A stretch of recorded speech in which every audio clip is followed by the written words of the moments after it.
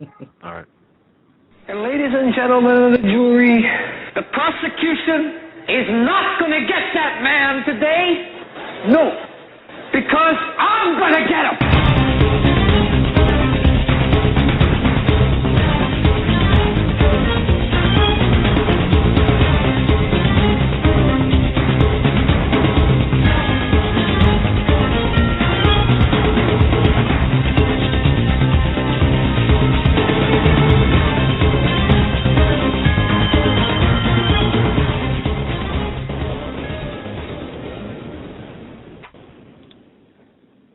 This is the Hagmann Report for today. It is Tuesday, February 12th, 2013. I'm Doug Hagmann. I'm the co-host along with my son, Joe Hagmann, and together we are the Hagmann Report. Folks, you're in for 3 hours of unbiased and uncensored news, information, and analysis. This is information you need to know in these perilous times. We broadcast live each and every weeknight from 8 to 11 p.m. Eastern Time. You can find us on the internet at HomelandSecurityUS.com, and you can watch us as well.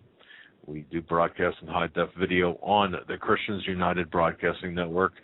Together, Joe and I are... Well, most of the time, indeed. Together, Joe and I are the Hagmann Report. We want to thank you, each and every one of you, for joining us. Thank you for your belief, your trust in us as we walk through this minefield of current events together. And we've got some current events to talk about tonight. Joe, welcome to the studio. Yeah, glad to be here. And if the audio sounds different for the two of us, it is because we were hooked up through different equipment. Trying something different. Yeah. So... see how it works. We get a lot of complaints that you're muffled, that our sound is bad sometimes, and this is one process of elimination we're going through while we're waiting to get our condenser and ribbon mics hooked in. But anyway. How does it sound, though? Folks, if I can ask, how does it sound? How do I sound? I hear a delay from you, but that's okay because you're sitting next to me. And I hear a delay from you as well, of course, because you're just slower than I am. So. We got a lot of issues to get into tonight. Yeah, we do. There is breaking news of the alleged murderer Dorner, alleged cop killer Dorner, and I say alleged, and that seems to be a word not being used by the media, as my father and I have been watching for the last hour events unfold, that this Dorner now was apparently barricaded inside a cabin, and they burned it down. Yep. Now, assuming this was the man that they were searching for in the cabin, assuming he was there, his body, whatever his contents he had with him. Well, now, just to be clear, though, Joe, just to be clear now, what they did was, according to the latest, is they heard a shot coming from the cabin, which they think came from the cabin. Right. They were also reporting that there was ammunition inside the cabin exploding. Okay. As the fire went on. All right. But regardless, if this guy is dead, the manhunt is over. Now we need to get to the evidence that shows he was the person who carried out the shootings that he is accused of. Well, look, one of the things that bothers me a lot is the use of the word manifesto. Once again, we're looking at a situation where, is this man a product of mind control? Now, as crazy as that sounds, and my wife, I was talking to her tonight, and she said, you could never take anything at face value. Because I explained to her too, and Joe, you and I heard this. The police or the media were asked to leave the vicinity. Oh yeah, to avoid getting hurt, of course. I got a problem with that. Put up, and yeah. There were the sheriffs asked all members of the press to stop tweeting and to not broadcast live. Right. And basically to get out of the way. Don't stick your cameras in the middle of this investigation. for the safety of yourself and for the children. Correct. I threw the children part in there, but yeah. Well, but see, we've seen this happen before, and even if we didn't see it happen before, it still would raise questions given the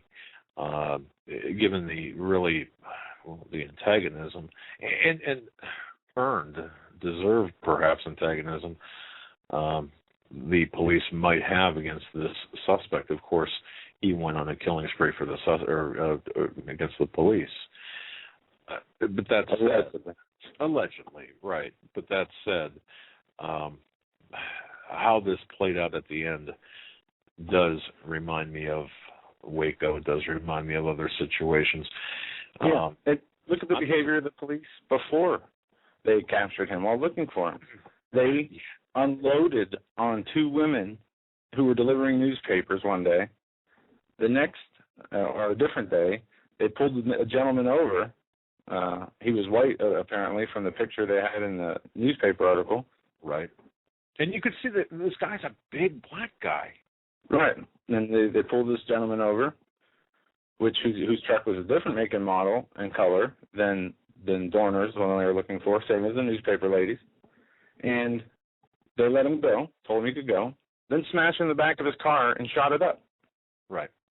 So now are we seeing a different police approach now on this one case, or is this perhaps going to carry through, and are we going to see this all the time? Yeah. Yeah, people running from police for speeding. Everybody around them expects to get your car shot up. I mean, really, we talked about this yesterday. There's a standard operating procedure when dealing with weapons.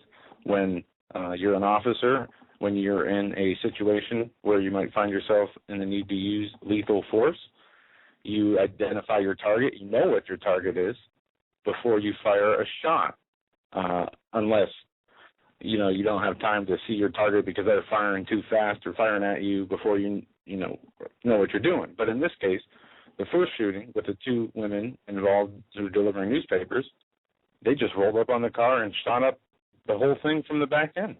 Right. They didn't identify who was in the car. They didn't identify. They didn't do a felony stop, as the police call it, and that is basically they surround your car, they stop you, they make sure guns drawn. Right. It's different than a traffic stop. But there wasn't any kind of traffic stop. The cops just opened fire on this truck. Well, yeah, I can appreciate, having lost a friend, Bruno Sobolewski, in Texas on April 7th, 1991, on a traffic stop. But look, I understand. And he was a friend of mine. He was a guy that taught me how to ride a motorcycle or how to operate a motorcycle. Thanks, Bruno. But he was shot and passed away later that night from his injuries. Later that day from his injuries, and that was a traffic stop. I understand it's a dangerous job being a police officer. I understand that. For the good ones, I understand that. I feel for the police officers and their families, the good police officers and their families.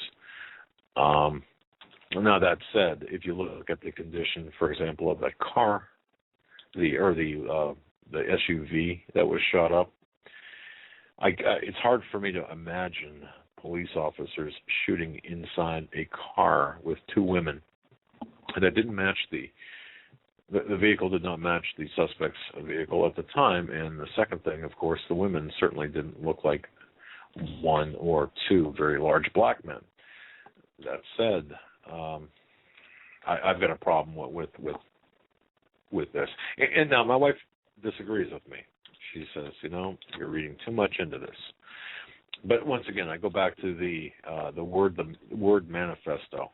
I'm bothered. I'm very troubled by that, because everything that I've read about monarch-based, trauma-based mind control in general, I've got issues with this. The Unabomber may, look, I don't know, but certainly it fits the profile of a trauma-based mind control person. by contrast, so would this, or so would this gentleman. And if I sound funny, by the way, I'm hearing like this tremendous echo in my headphones, Joe. Well, I can't help you with that. Troy, I don't know if you can hear me. Whatever you just did, thank you. I appreciate that. It's better. Now it's back. At any rate, folks in the chat room, let me just go off script here. Does my voice sound any different? I've been getting a lot of emails saying that my microphone was very muffled. And okay, we're getting reports of echoes. Some say the sound is so much better, but lower. You sound fine. You're coming through okay, Doug. Sound is fine. Joe just zing, Doug. Yeah, I know. All right. You sound great now. All right, thank you. As good as you can be. And that's probably right. All right, I'll deal with the echo. And on this end, okay, I'll deal with the delay. That's fine. All right, let's get into some things, too. Tonight is the State of the Union address, folks. Yeah. I don't know. How many of you are planning on watching that? I'm going to avoid watching that. I'm glad our show is now because I don't want to watch it.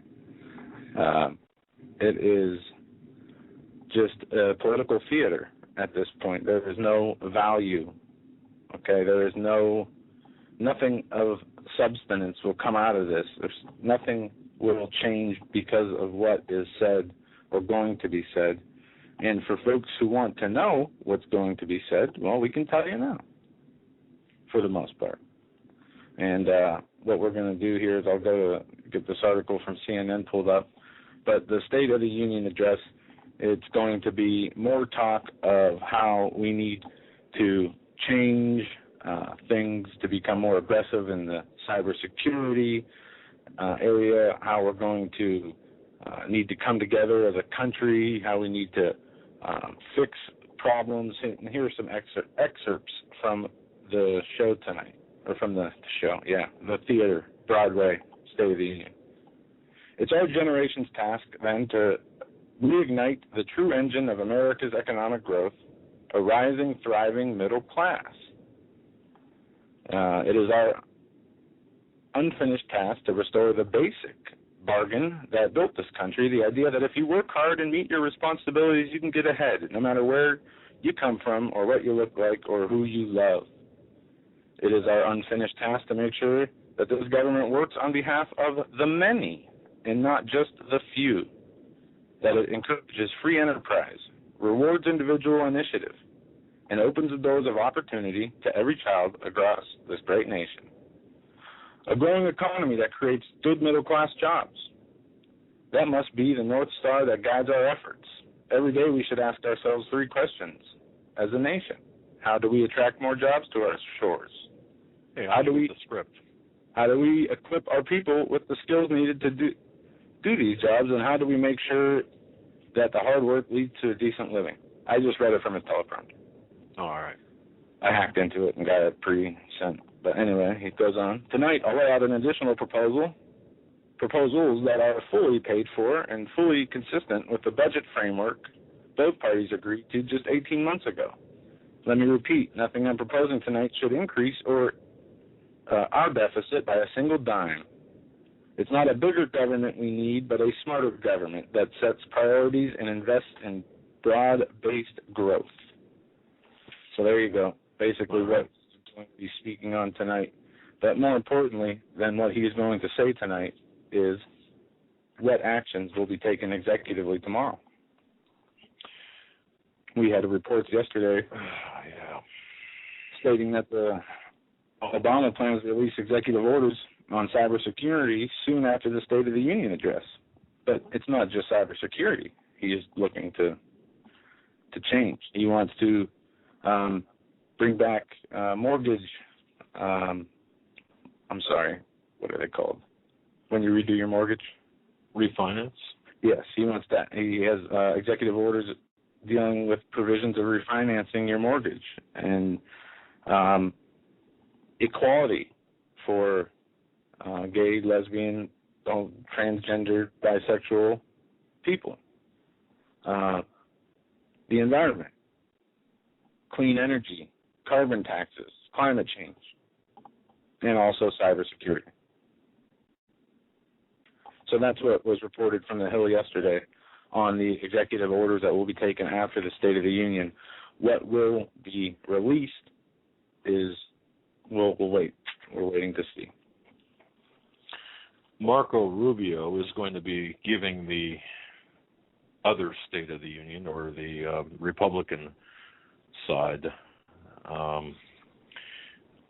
That's my belief, and it's interesting. He made some headlines earlier this week. It was said that he was selected because he knows Jay-Z. I'm not going to get into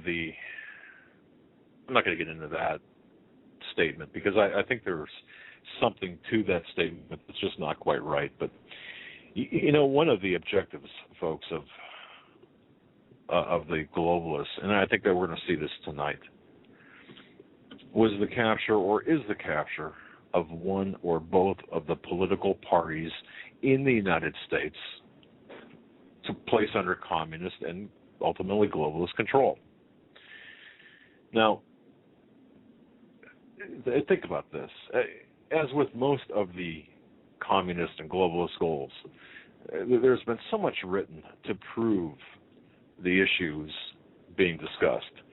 Now, about this specific goal, there are numerous books in print that will prove the point that we don't have two political parties anymore.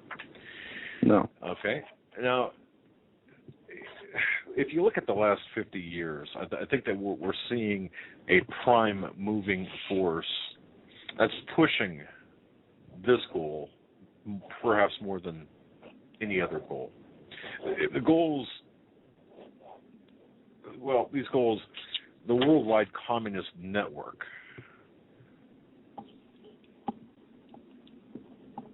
Okay, thank you for that. Sorry, I was being passed. We can talk at the same time? Well, no, I can't. You wrote that note, and I thought, okay. But going back to the 1930s, Franklin Roosevelt reportedly told a congressional aide that there is nothing wrong with the communists in this country. And folks, think about that statement.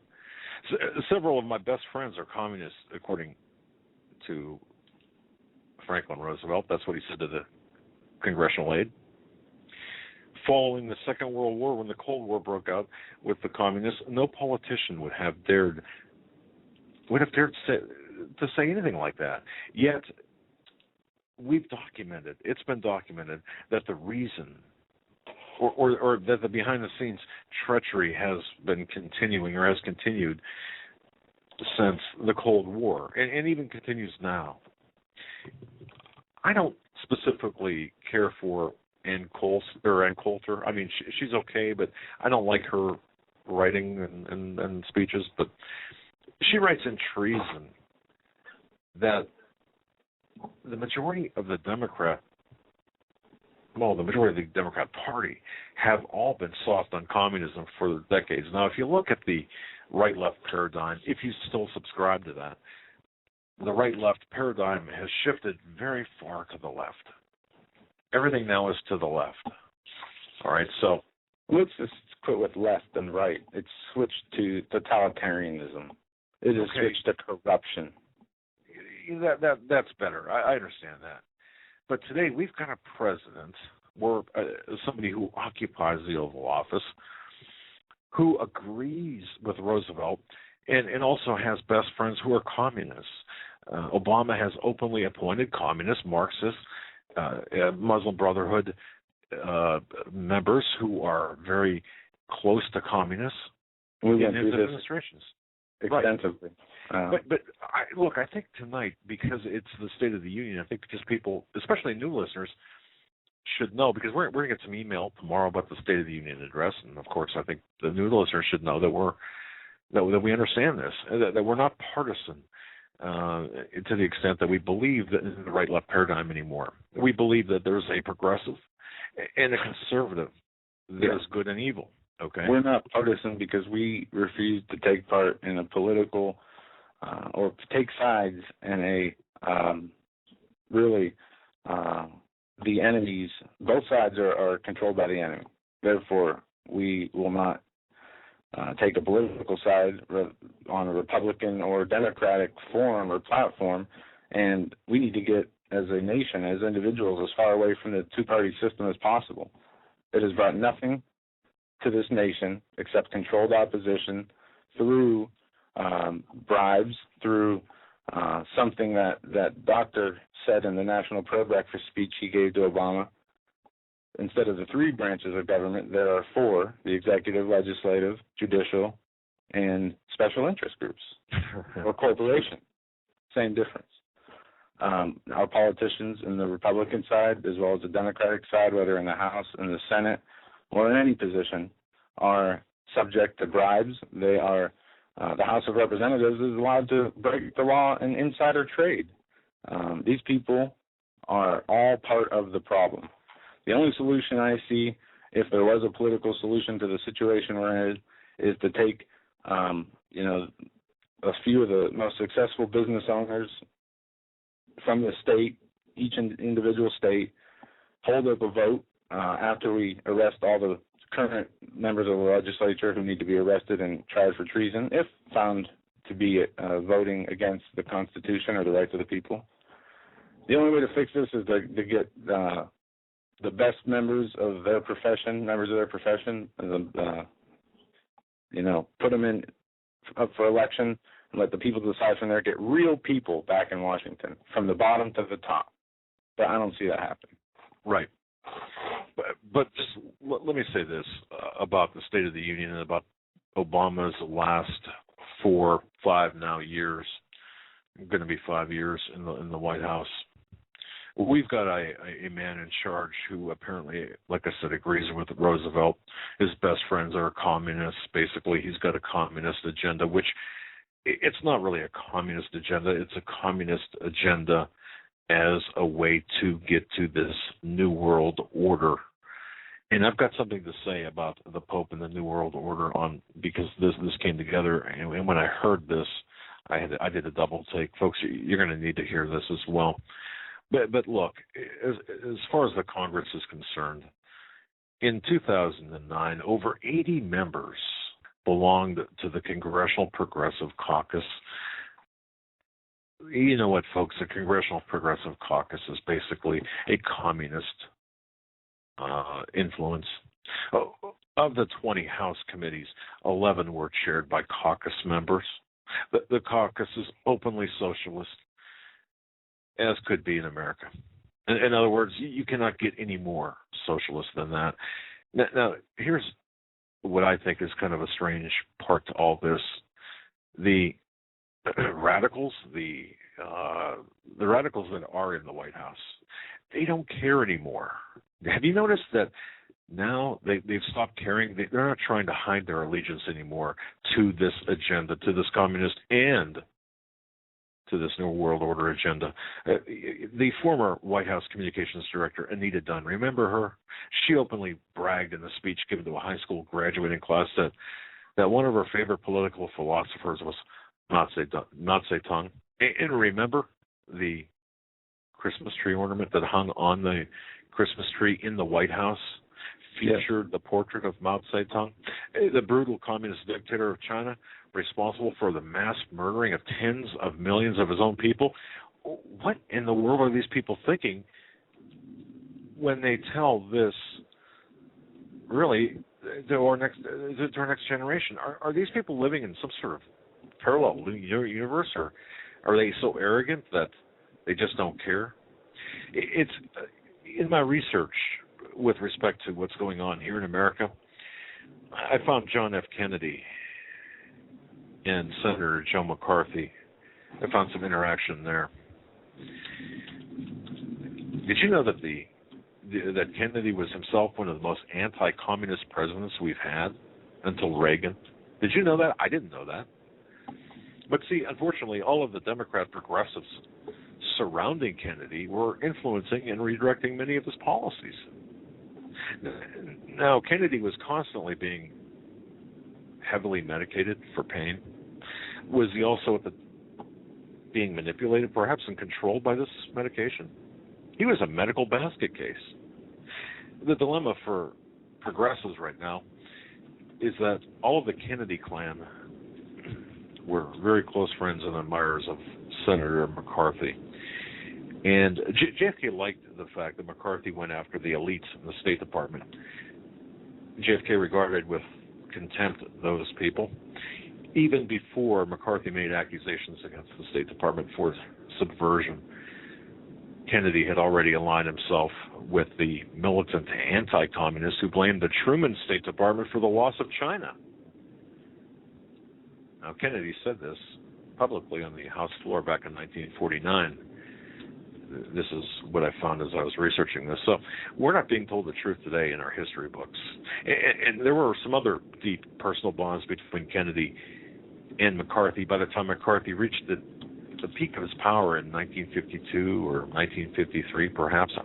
I don't know, 52, 53.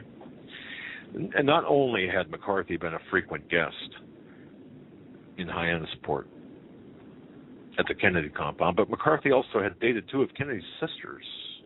The ties with Bobby Kennedy were forged when he gave Kennedy, Robert, that is, Bobby, a job as minority counsel to his Senate committee investigating domestic communism.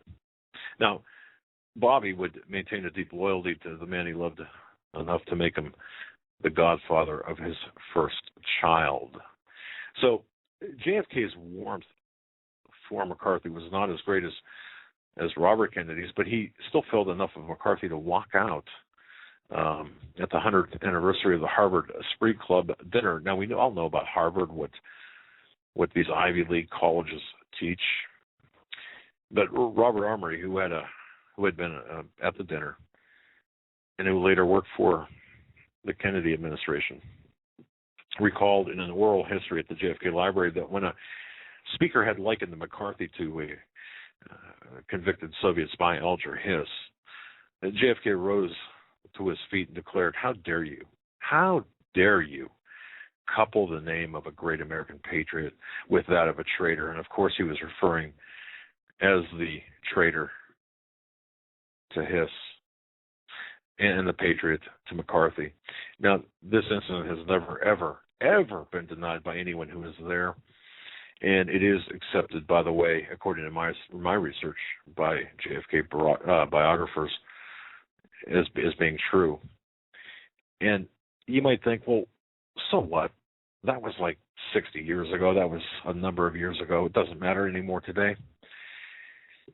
Well, as I've referenced before, the untold story of Senator Joe McCarthy and his fight against America's enemies, blacklisted by history. That's the name of the book. It's I don't know. It's a pretty heavy book, about 680 pages maybe.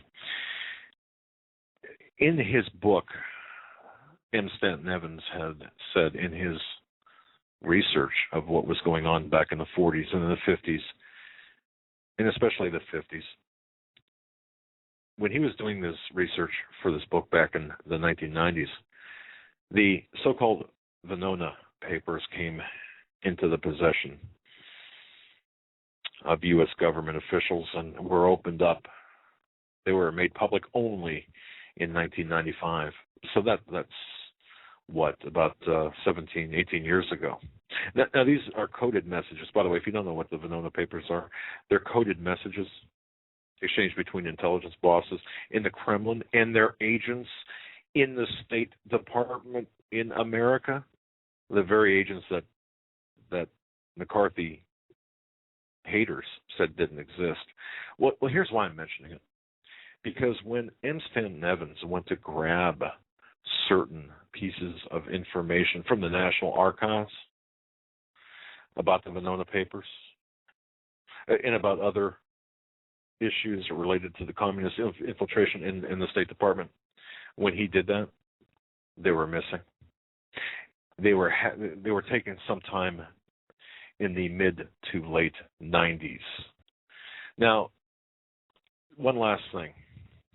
And by the way, folks, don't you think that's kind of important? Joe, don't you think it's kind of important to think that even as of the mid to late 90s, that records about communist infiltration, and meaning New World Order infiltration in our government, was being taken, removed, stolen, purged from the archives? I think that's kind of important. It's important, but it is now, sadly, standard operating procedure. All crimes and any reference to anything possibly damaging will be removed, destroyed, lied about, etc. Okay. And now wait, just one last thing, and I'm going to tie Pope Benedict XVI into this, and then I'm going to turn it back over to you. I was listening to Hal Lindsey, one of his speeches, lectures. I don't know where it was, but I know it was back in 2011. Did you know, Joe, that Pope Benedict XVI wrote an encyclical, a papal encyclical, and let me just, I think I've got this correct here. It was titled Caritas in Caritas in Veritate. Of course, that's Latin. But within this encyclical, Pope Benedict XVI advocated this gradual, balanced transfer of wealth by nations and by people to a world authority and to regional authorities. That struck me as rather odd, stating that it was a moral imperative that the redistribution of wealth be performed. And that's Pope Benedict XVI advocating these Marxist principles. And I just thought, you know what, Joe, I just thought that was important for people to know, because even at the highest levels of the Vatican, of the papacy, just like the highest levels of our government, we've got this common agenda pushing toward this one world order, as Pope Benedict XVI is talking about. And by the way, Pope Benedict XVI is picking his own conclave of cardinals. Okay. So what we're going to get is this continuity of agenda, just like we've had here in the States with the papacy.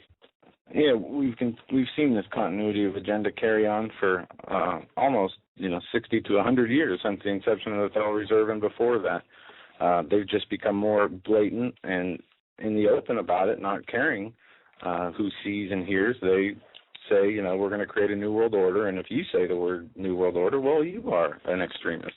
But to end on your point about the politics of the left and the right, I'm going to play a quick 2-minute audio from Mark Levin, because he had some very choice words for tonight's State of the Union address. Here it is. You should view these politicians with the deepest contempt you can possibly imagine.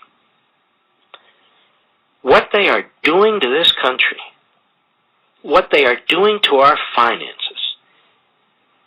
There is not a criminal in any federal prison, state prison, city or county jail with respect to financial crimes of any sort, who collectively, if we look at them in the aggregate, could have done the kind of damage that Barack Obama and Harry Reid and Nancy Pelosi and, yes, willing, timid, gutless Republicans have done to this country, to your future, to your children and your grandchildren. What they are doing is with malice and with forethought, because you don't have to look far to see all the warning signals and to hear all the voices of concern. And they continue on and on and on. What the hell does the Democrat Party stand for today? The destruction of America? And what the hell does the Republican Party stand for today? To sit there with their thumbs in their mouths while it's going on? Any politician with an ounce of common sense should be getting on any soapbox imaginable and screaming from the top of their Democrats are destroying America, that this president is destroying America. Instead, the Republicans cower. Their consultants and their pollsters saying, be quiet, be quiet.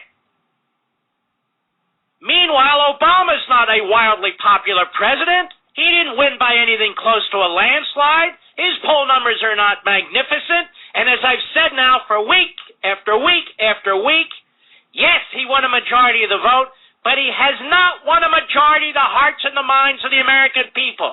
Other hosts have been out there saying they has, or they're confounded by the whole damn thing. I am not. More when we return.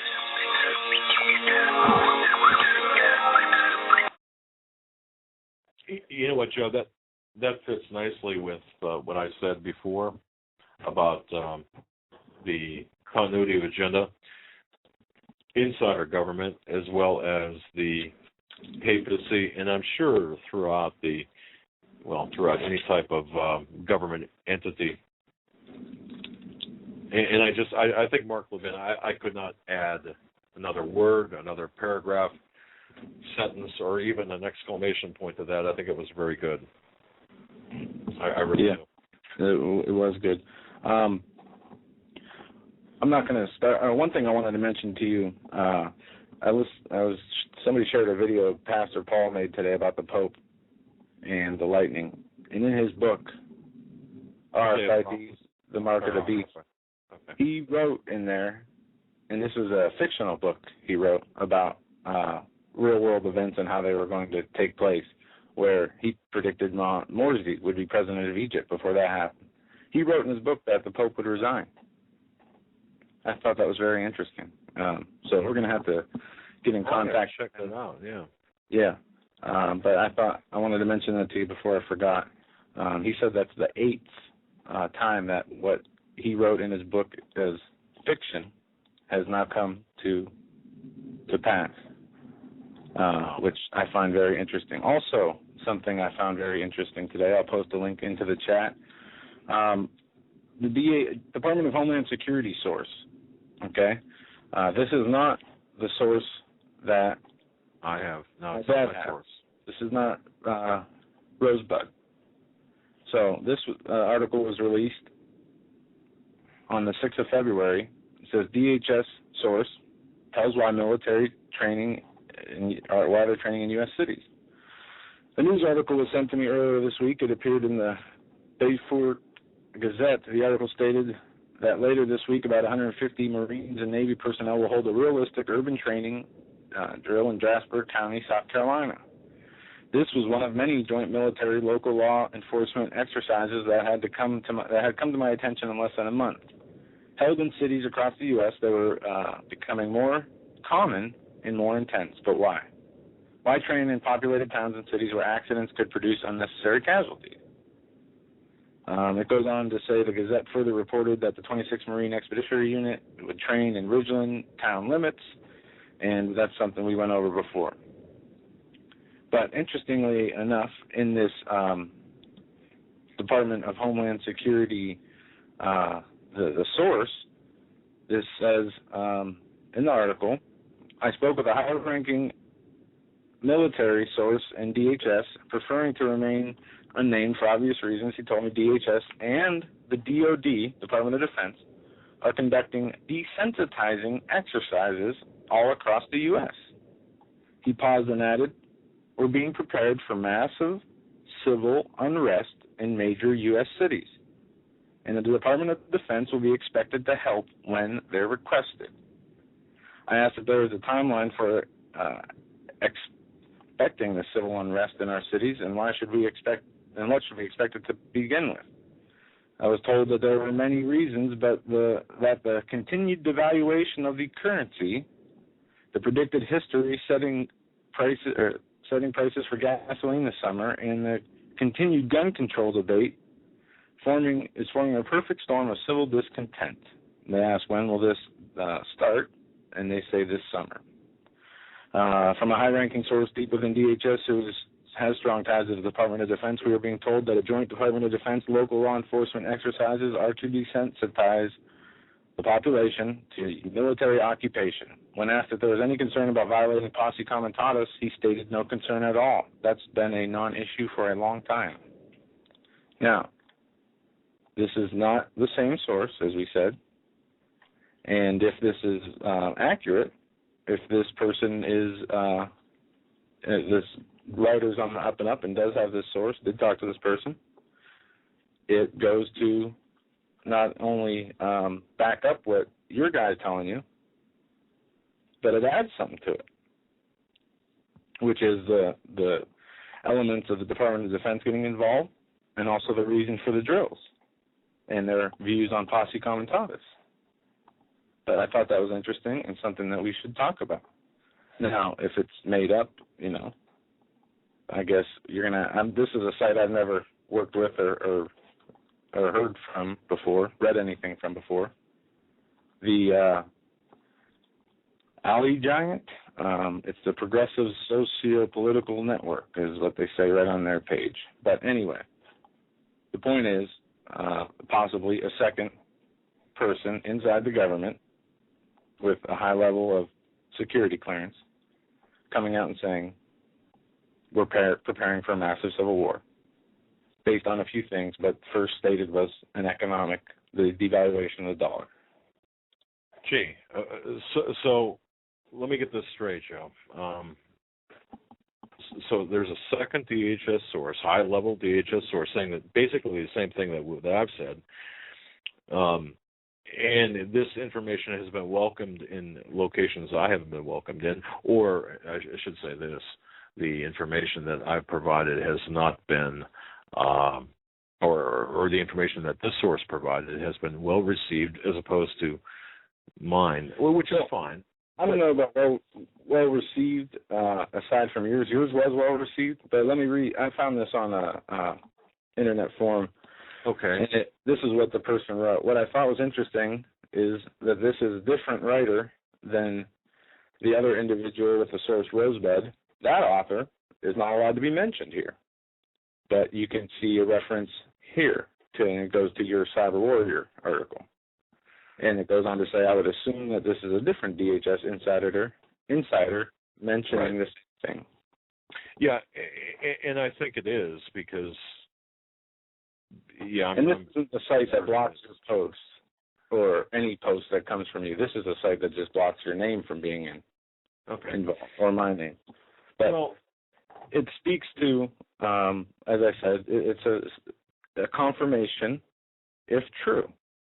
Now, to determine whether it's true or not, obviously you're never going to hear this person come out and say, yeah, it was me that said that. So you're going to need to take this in prayer if it's something that you feel is worth that, or if you need this information, and ask the Lord to reveal it to you. Because what we've encountered with the release of the information from Rosebud and not citing him by name with a picture of him and his credentials is, in some people's view, equal to making it up, pretty much. Hearing voices in my head. Right. Look, and so, that should be applied to your source's information as well as this source's information. But when you see not only reports of people speaking out inside the government, take all that away and just look at their actions. They have been government actions. Right. Right. Okay. Multiple military agency, urban training, warfare training drills, all across the country. They have troops on the streets in different areas, and this last winter storm we just saw hit Massachusetts and as well as other states. Massachusetts deployed 6,000 National Guards through executive order, enforcing a curfew where no cars were allowed on the road, or you would face a fine. And I said, this is training for martial law. You don't shut down a whole state because of snow. Conditioning it. Yeah. And we see the bullets they're acquiring. We see the checkpoint, pillbox, highway things that they're acquiring. We see the lexicons where they're labeling the people they perceive to be threats. We see this increase on cybersecurity, aside from what your source said, right, coming from the White House, that they're going to use executive action. We see the all-encompassing surveillance state coming into full fruition with the drones, light bulbs, your dishwasher, the TV, computers, phones, warrantless wiretaps, all of it. The police state is here. We have new legislation that I read to you guys yesterday, which is the old H.R. 645, now H.R. 390, if I'm correct. This is the National Emergency Centers Establishment Act, where they want to build national emergency centers on military installations in case of a national emergency or the relocation of citizens or displaced people due to a disaster, a terrorist attack, to provide medical, housing, or humanitarian assistance to individuals, providing centralized locations for the purposes of training and ensuring the coordination of federal, state, and local first responders. And it goes on from there. Now they're going to designate these military installations as national emergency centers. right, And they're starting off with 6 of them. 6 places where they're going to take an old military installation and turn it into a FEMA camp. And you want a few things here when they do this. 2 out of these 3 criteria must be met when choosing the location. 1, its location is in close proximity to a transportation corridor. 2, it is located in a state with a high level or threat disaster-related activities. okay, 3, is located near a major metropolitan center. So 2 out of those 3 criteria need to be met. And I think it's interesting, something I didn't hit on last night, that these centers are going to be, we have the 10 regions of FEMA. You're familiar with that. I hope the audience is too. It's no longer 60 states. We are broken down into 10 different regions. Wait. 50 states. What did I say? 60. Really? Yeah. Wow. Sorry, 50. That's all right. Anyway. At least you didn't say 57. So we have FEMA regions 1 through 10. Now, they want 1 of these buildings in regions 1, 2, and 3, 1 for all 3. 1 for region 4, 1 for region 5 and 7, 1 for region 6, and 1 for region 8 and 10, and then 1 for region 9. Okay, I saw that. And I know me saying it's hard to understand. No, If you look at the FEMA maps, they break it down, the country down into sections. It's the 10-section map. We are in FEMA Region 3. It's Pennsylvania, New York, and I think some states south of that. But regardless, why are they breaking it down into the 10 FEMA regions where they're locating these? That is something that bothered me. Now, folks, I don't know whether you heard this or not. And Joe, I don't know if you heard this. If you have, maybe you can expand on it. Was there not discussion in the event of a dollar collapse of instead of individual states separating the country into trade zones? Yeah. Now, my question is, do these FEMA regions, are they consistent with the trade zones in terms of area, geography, and that type of thing? Or are they the same? Are they cut out the same way? Do we know? That is something I don't know, but judging, looking at where they want the requirements for where they want these places, they want it in close proximity to a major transportation corridor, or near a major metropolitan center, all right, or in a state with a high level or threat of disaster-related activities. Now, those are some very broad definitions. I mean, what's a transportation corridor? What's a major metropolitan center? what's a state with a high level or a high level threat of a disaster or disaster-related activity? So I guess it could be wherever they decide. All right. The criteria is so vague, they could pretty much, find a definition of what they are saying anywhere in the nation. They build one of these. All right. If that came across clearly. No, it did. I mean, I understood that. Hopefully the listeners will as well. Now, to the listeners, I'm going to throw out a question. The people in the chat room, you can hazard a guess on this. This is quiz time on the Hagmann and Hagmann report. I'm going to give you a number, and I'm going to ask you to type in the chat room, those of you who have joined or who are active there, to tell me what this number represents. The winner will get my applause. Now, by the way, we're working on getting some Hagmann and Hagmann gear. We already have. Well, I know, but we got some short audience. Some coffee mugs for us, yeah. Right, and actually we're kind of beta testing it. A couple of things, like anything that we do buy, we want to buy locally.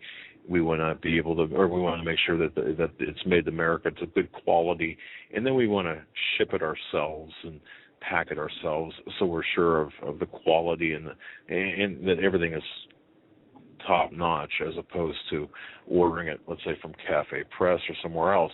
It's just a kind of a thing I've got about that. But I'm going to give you a number. And the people in the chat room, go ahead and hazard a guess as to what this number represents. I can't, like I said, we really can't offer any prizes, but it'll be fun to see what the answers are. 65,376,373. Once again. Your volume is pretty low. Move your mic closer. All right. How about this? Better? A little bit. Testing 1 2. Testing 1 2. Was I leaning on the? Let me see here. How about now? Yeah, that's better. At least in my head. I was actually leaning on the button. 65,376,373. What does that number represent? And Tim in chat is correct, and there might be people who answered that before him. The number of guns bought since Obama has taken office. Very good. You know what? Since February of 2009, I cannot believe that you folks got that. Wow. Well, it's actually been reported on a lot of mainstream news sites today and alternative sites. Oh, really? Yes. Actually, it was a headline on Drudge today. Along with this piece of important... And here I thought I was being really sneaky. Economic news. Food stamp rolls in America now surpass the population of Spain. Since taking office in 2009, food stamp rolls under Obama have risen to more than 47 million people in America, exceeding the population of Spain. Now is the time to act boldly and wisely, to not only revive this economy, but to build a new foundation for lasting prosperity, said Obama during his first joint session addressed to Congress February 24, 2009. Since then, the number of participants enrolled in food stamps, known as the Supplemental Assistance Nutrition Program, has risen substantially. When Obama entered office in January 2009, there were 31.9 million Americans receiving food stamps.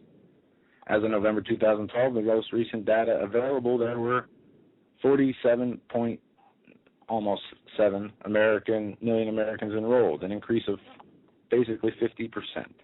According to the 2011 census, Spain had a population of 46.8 million.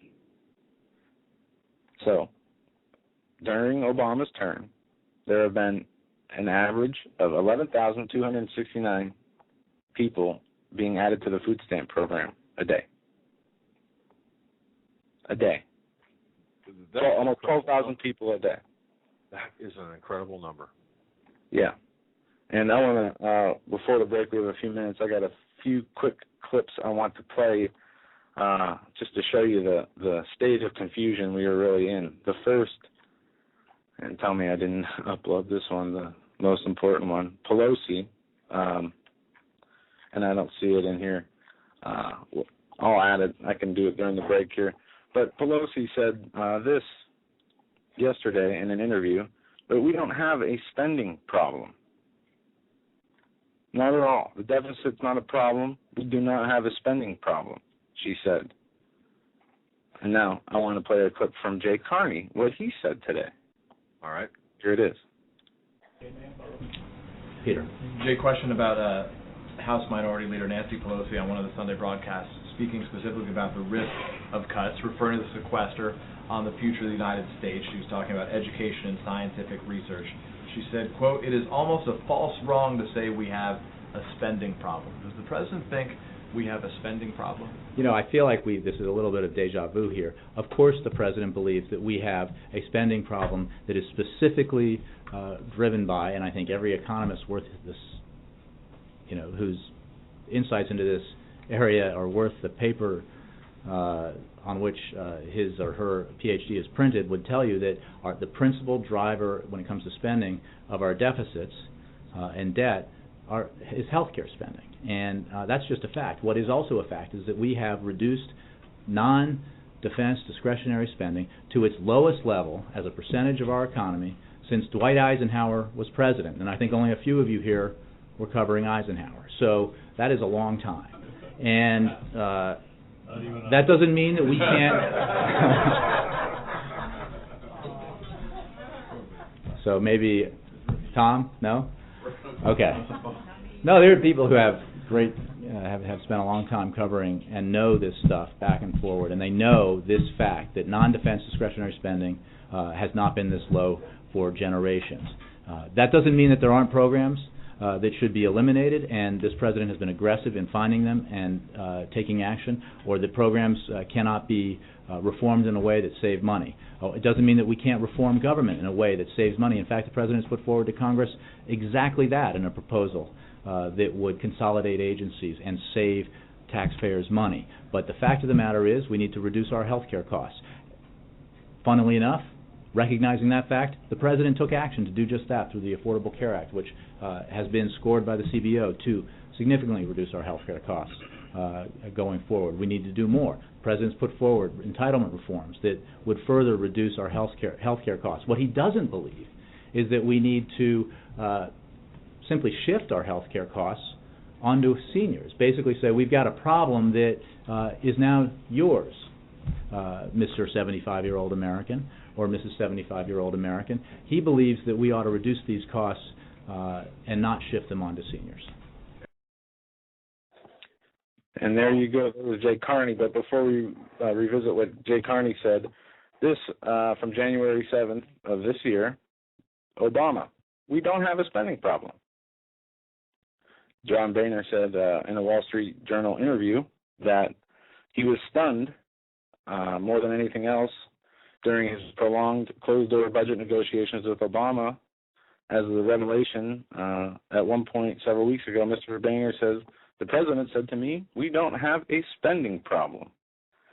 Now, looking at what Jay Carney said today is that, of course, the president believes we have a spending problem. But if you heard what else he said in there, in the video I didn't have up was Nancy Pelosi on Sunday stated that there is no spending problem.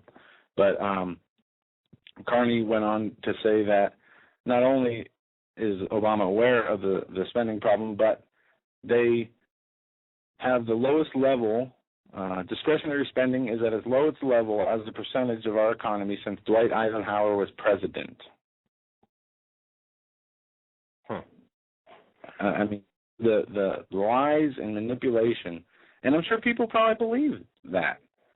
I mean, the average person sitting there listening to the news, and as Harry Reid said last week, we're in a recovery. You remember? Well, now we have the coming pension crisis. States face a $3 trillion funding gap.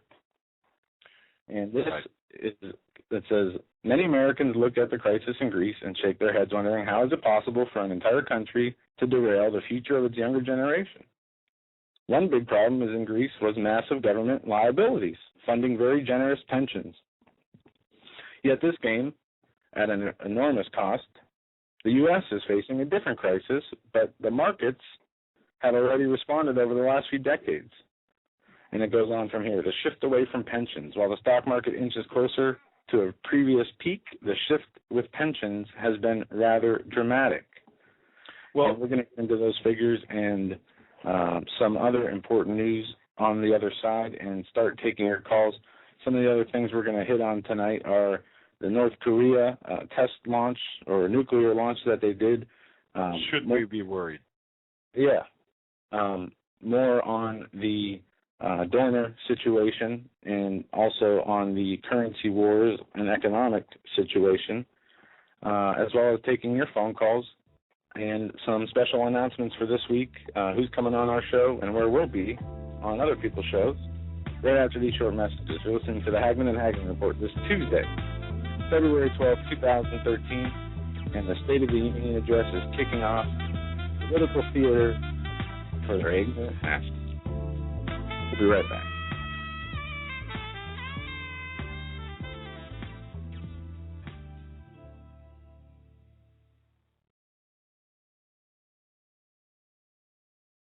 Hi folks, Doug Hagmann here. You might know me as the co-host from the Hagmann and Hagmann Report, or as a frequent guest on Coast to Coast AM with George Norrie. If you're like me, you're tired and confused over today's headlines. You just don't know where to turn for accurate, concise information about really what's going on, what's truly going on in today's society. If you don't know where to turn for accurate, well-researched, and properly vetted news, I've got a suggestion. In fact, it's a requirement. Bookmark Canada Free Press. That's CanadaFreePress.com on the internet.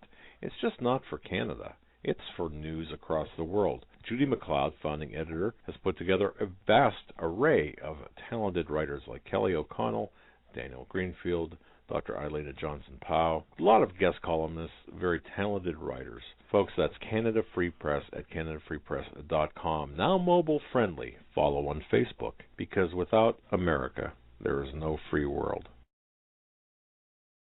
Survival of the fittest. In any and all situations, survival is your number one priority. That requires being tough and thinking smart. And the folks at Freeze Dry Guy are going to help you do just that. They have a long-range patrol ration entrees, what they call the Brick Pack. When you're in survival mode, it is absolutely the best item for your survival pack or bug-out bag. You can go farther, faster, and carry more food with the LRP cold weather ration entrees. Not only do these long-lasting, durable entrees help sustain you or your family through the harshest environment or situation, they are by far the most delicious of their kind. No contest. With a variety of tasty entrees, you can't beat the LRP Brick Packs.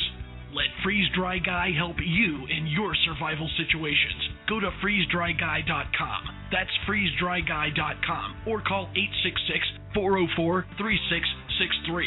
That's 866-404-FOOD.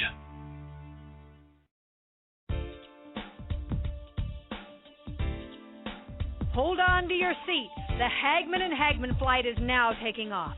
Doug and Joe Hagmann have cleared the runway of TSA agents, jihadists, political crackpots, and global elitists. Now get ready for some real news. Here they are, Doug and Joe Hagmann.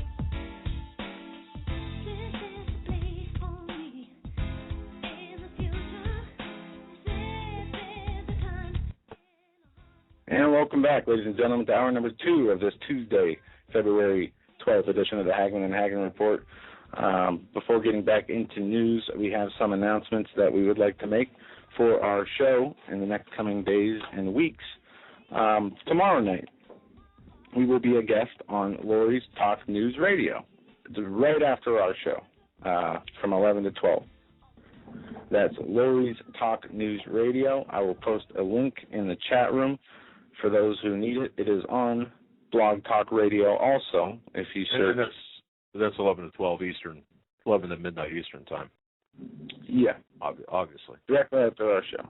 All right. And also, Thursday, we are going to have Tom Horn and Steve on, as they are going to be talking about the Pope, what his resignation means, Petrus Romanus, the book that Tom Horn and Chris Putnam wrote together, and also their new one, Exo Vatican.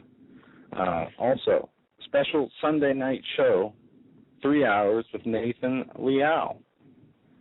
And in his... What's that going to be about, Joe? A lot of interesting things. He is currently drafting an article that he is writing that expands on what he's talking about about the portals being opened.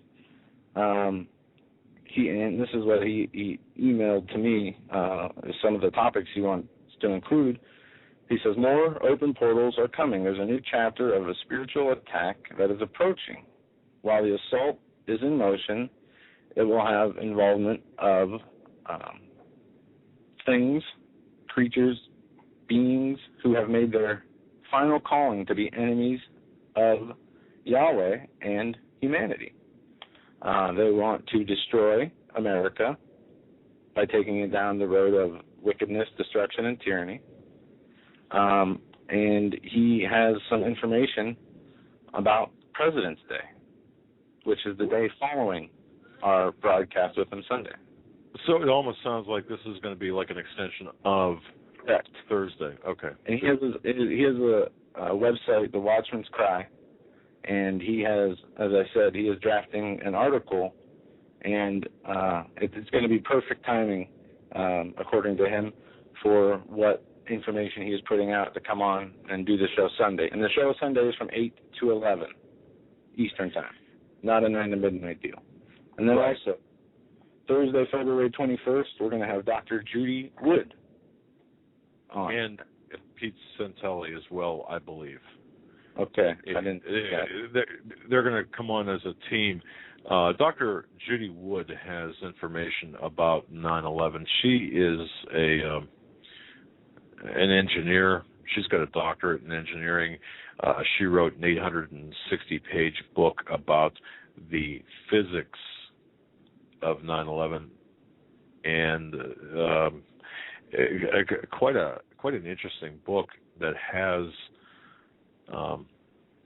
various theories that she can actually back up by. Well, it appears that she's backed it up by the documentation. Now, I don't have the book yet. I did sit through the 4 video segments. Yeah. And I have some information on this. I haven't not read the book, and I've only seen some of her findings or her claims, and it is about 9/11 and some type of nuclear. Let me just directed energy, maybe not nuclear, but directed energy type of weaponry that has been verified. Yeah, interestingly enough, and sadly, our special friend, 9/11 first responder Phil, talked to a doctor, and he was in the hospital last week for headaches. All right. He's out, and I spoke with him briefly yesterday, I think. But he talked about a doctor he went to see who said that some of the either the aggravation from the conditions he had or the new illnesses he got had to do with something nuclear, which I don't want to put words in his mouth or take it any further than that, but he did say that, and we'll get a clarification, and I'll have him explain it better to me, or I'll write it down, or he can call in and state exactly what it is the doctor told him. But there was some kind of Dr. Judy Wood says there was some kind of direct energy weapon used to bring down the towers. Now, we know, or at least from what we've seen, most people understand those buildings were built to withstand airplane hits. Those buildings were demolished, in my opinion. They were brought down. There was multiple videos of explosions going off in the basement. There is police scanner audio of a van being detonated in the basement of one of the towers. If you look at the footage of the rubble, and you look at what steel looks like after being going through a controlled demolition, 90-degree angles, there was just too much heat. And what you said, you guys talked about on either Rick Wild's show or on another show, where did all the toilets go? I mean, everything was pulverized. Yeah, that was passports. I'll tell you what, that was an interesting conversation with Rick Wiles, and Dr. Wood has some very interesting information. Let me back up from what I said before, because I feel like seriously, I feel like there's voices in my head here as I'm talking via this mic, so we're gonna have to make other arrangements. But the bottom line, back on the studio equipment. Yeah, perhaps, but the bottom line here is she has done a lot of research about weapons that could have accomplished the task that she did. Are we off, or did I just go deaf, or what? No, we're okay. We're up. Okay. Specific patents, specific weaponry that could have been used, and I stress could have been used. Now, why is all this important? It's quite a few, 12 years after the fact. Well, we need, this is such a significant moment in history. Of course, to the core listeners, to the regular listeners, we don't have to explain why it's important. But I think that if the truth does come out about this, I truly believe that we could advance. I mean, if exposure to this agenda is so important, exposure to the tactics is so important. Well, and I agree. 9/11 is, if shown for what it really was, will be, if that evidence were to come to light to the American public, which it won't, except for those who are looking, will help them better understand the different events that have been used to engineer our society in the direction it has gone, to create the fear, the terror, the propaganda, the surveillance, all-encompassing surveillance system that we now find ourselves living in, this tyranny. And on that point, I just wanted to add this because it is fitting. When people think about and are worried about the Department of Homeland Security or the government spying on what they do, listening into the phone calls, possibly watching them from their computer cameras, facial recognition software, biometric data. What about spiritual surveillance? I mean, that's every second of your life. God has you under surveillance. He's watching you. He knows what you do, what we do, what's going on. And just to, I won't expand on it anymore. There's no need to. You guys understand. We have the Lord watching us at all times. And it's not in a creepy way. It is in a way so he understands our actions and knows what we're doing, when we're doing it, why we're doing it, how we're doing it, what we're thinking, our behaviors, and how they're changing at all times in our thoughts. And I think that means, I would say for me, it means to be much more aware, constantly trying to improve. But anyway, I'll leave it at that. That was just the quick thought I wrote down after the show last night and did not have a chance to continue to expand on it. But here is a clip about North Korea that I wanted to play. They tested a nuclear device. Had a nuclear test yesterday, and they're threatening the USA again. And the bottom line question here, though, is should we be worried?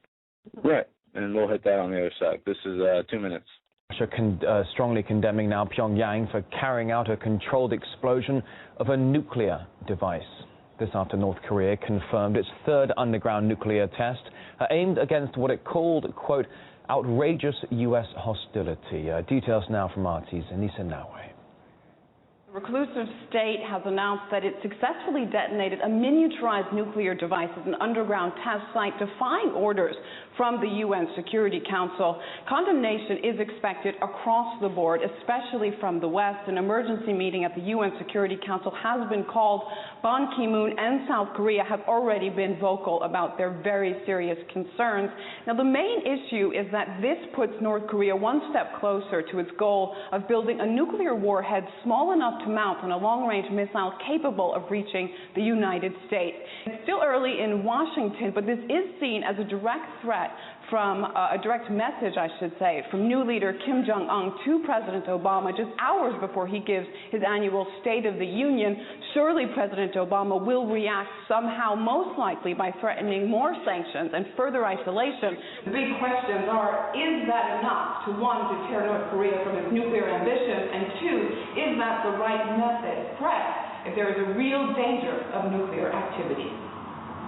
RT's Anisa Nawe reporting right there. In the meantime, Asia specialist Tim Beale, he thinks that foreign sanctions will fail to rein in North Korea's nuclear ambitions, as Pyongyang can only be appeased through the issue of negotiations.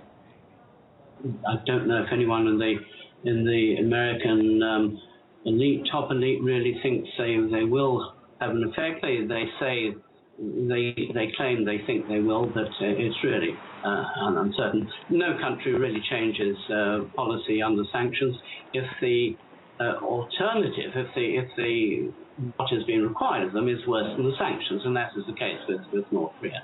So North Korea, in a sense, could surrender could acquiesce to American demands, but that, in fact, in their eyes, would be worse than what Americans can do to them with sanctions. So they will persevere, and I think they will persevere until the Americans come to the negotiating table. Whether that will happen, of course, is another matter. There you go. North Korea's nuclear test. And I don't know how to say this name. What is that? Pangoya? I'm not sure how to pronounce that, but okay. Defying the United Nations, North Korea confirms its third nuclear test, which also registered as a 4.9 earthquake yesterday. At the UN, the desire to impose even harsher sanctions on North Korea to try to curb its development of nuclear arms and ballistic missiles has long stalled in the face of Chinese opposition. The standard chain of events playing out here and again on Tuesday after North Korea said it had carried out its third nuclear test. Security Council diplomats and the experts who track sanctions enforcement are quick to tick off the contents of a deeper toolbox that could be used to try to corral Pyongyang's nuclear ambitions. And they include banning specific high-tech items used in the nuclear program, and it goes on. But the real question, theater or threat? Well, okay, let me answer, or let me address part of this. On Saturday, North Korea's official website, which distributes news propaganda from the state media, they uploaded a video, which was shot as a dream sequence with a young man seeing himself on board a North Korean space shuttle, launched into orbit by the same type of rocket that was tested in December. Well, and Joe, did you hear about this? Where the video footage actually showed an American city, believed to be New York City, somewhere in the United States, black clouds of smoke billowing out across the screen. Many people sent that to me, and I did watch it. What was shown in the video was multiple bombs and explosions going off inside of a U.S. city. All right. Well, now, we do know, by the way, where that test was performed. There are two tunnels. That was an underground test, which registered that earthquake. There were two tunnels there. Some are saying to expect yet another test, perhaps, in the other tunnel. We don't know. It could have been just kind of a fake out for the satellites or for whatever surveillance they were under, but we have to keep that in mind. Really the clock is ticking. The nuclear clock is ticking. I think we have to at least look at this. You've got a lot of third world countries, thanks to the AQ Khan nuclear black market of nuclear materials, all engaged in potential nuclear warfare. Yeah, we have threats from China. We have threats from the big one, Iran. We have North Korea, which North Korea, from what I've seen in the last 6 months, they try to launch a satellite and it failed right away. They had you're talking about. Wait a second. You're talking about North Korea or you're talking about Iran? North Korea. Didn't they try to launch a test that failed? Right. Okay. Yes. Now, the one thing that we should be very well aware of is the Iranian test. When they said, when the state-run media here said the test failed, they really didn't fail. These missiles did exactly what they were designed to do, and that is to launch, perhaps, a nuclear weapon over the United States for detonation in order to cause a complete EMP type of event. That's what's being kept from the American people. And I think it's that. If there's anything that scares me the most, it's not a nuclear explosion by North Korea. It's an EMP type event, even offshore, that would cause like a cascading type of failure all across the United States. That is, I think, that's what we have to be concerned about. Right. But one thing I will say, as far as this theater or this threat, is we have been hearing talk of the Iranians, attacking the major nuclear attack for the last 3, 4, 5 years. You've heard these North Korea murmurings that they can attack the U.S. with nuclear weapons. And I say, I'm putting up the flag. There's no way. We have the defense capabilities in North America through treaties with Canada and Mexico. The missile defense systems, the NORAD, the air capabilities we have. What's the other one? There's another agency. There's a bunch of agencies. We know if a missile is launched, real time, we would be able to, the government, has the technology to pretty much live, real-time monitor where it's launched from, where it's going, right? How long it will. They can pin everything down. They can stop it if they want to, intercept it, whatever methods they choose to use. They have the capabilities to do that. They did also on 9/11. Now that the real question is, if there is an attack or missile launched at us, would they stop it? That might be the real threat. But in this case of North Korea, I'm not sure they even have the capabilities to get that over here. But yes, the threat of an EMP is probably that's detonate 2 EMPs well above the United States. Basically, one on the eastern coast, one on the western coast, or around Kansas. It would kill the power to all the USA pretty much. Kill communications systems. Now, what would that do? It would leave everybody in a state of uncertainty to the point where they could use propaganda for different regions stating, the West Coast has been wiped out, when they're fine. They could say everything in the west of the Mississippi is dead, or everything east of the Mississippi is dead. They could use regionally supportive propaganda messages and really do a number on the country and the people of the country. And when you talk about gun confiscations, the Army and urban warfare drills and resettlement operations, what better way to do that than to be able to have Americans not communicate with each other? And we wouldn't know. If we haven't had power for 4 days, we haven't heard from our, aunts, in our case, my aunt in San Diego, or people from another state, or anybody that you can normally talk to with all this new technology. When that communication is gone, how do you really know unless you see it for yourself? Or, you know what I mean?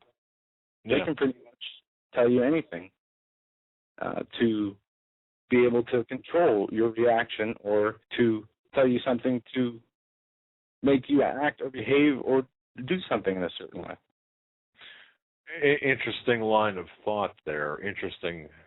That is interesting. I don't know how well that would work, I suppose. I don't know, but I do know this. An EMP would take out if done effectively, could take out all the communications, all the power, and we would not be able to get back up for, what did they say at that conference? A couple of years? 4 years? Okay. Yeah. So think about this. We don't have, our infrastructure is not hardened. Our communication system is not hardened. So we will be left in the dark until equipment can be made to replace the equipment that is destroyed by an EMP. And we're talking about them making the equipment in China. Yeah. Now think about that.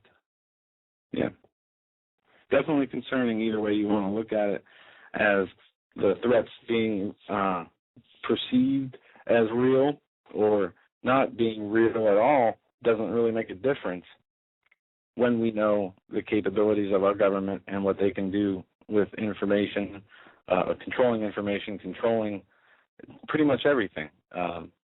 It's just a matter of how will it come about, what will they do, what mechanisms will they use to bring about this change. And if you read their own documents, if you read their own publications, they, as I read the bill for the new National Emergency Centers Establishment Act, they also have the internment and resettlement operations PDF that talks about what they will do, how they will put you into a camp. Even if you're a displaced citizen or a civilian internee, under one of the processing parts, it talks about how they will silence you from being able to sing or pray by putting a cloth in your mouth and fastening it around the back of your neck.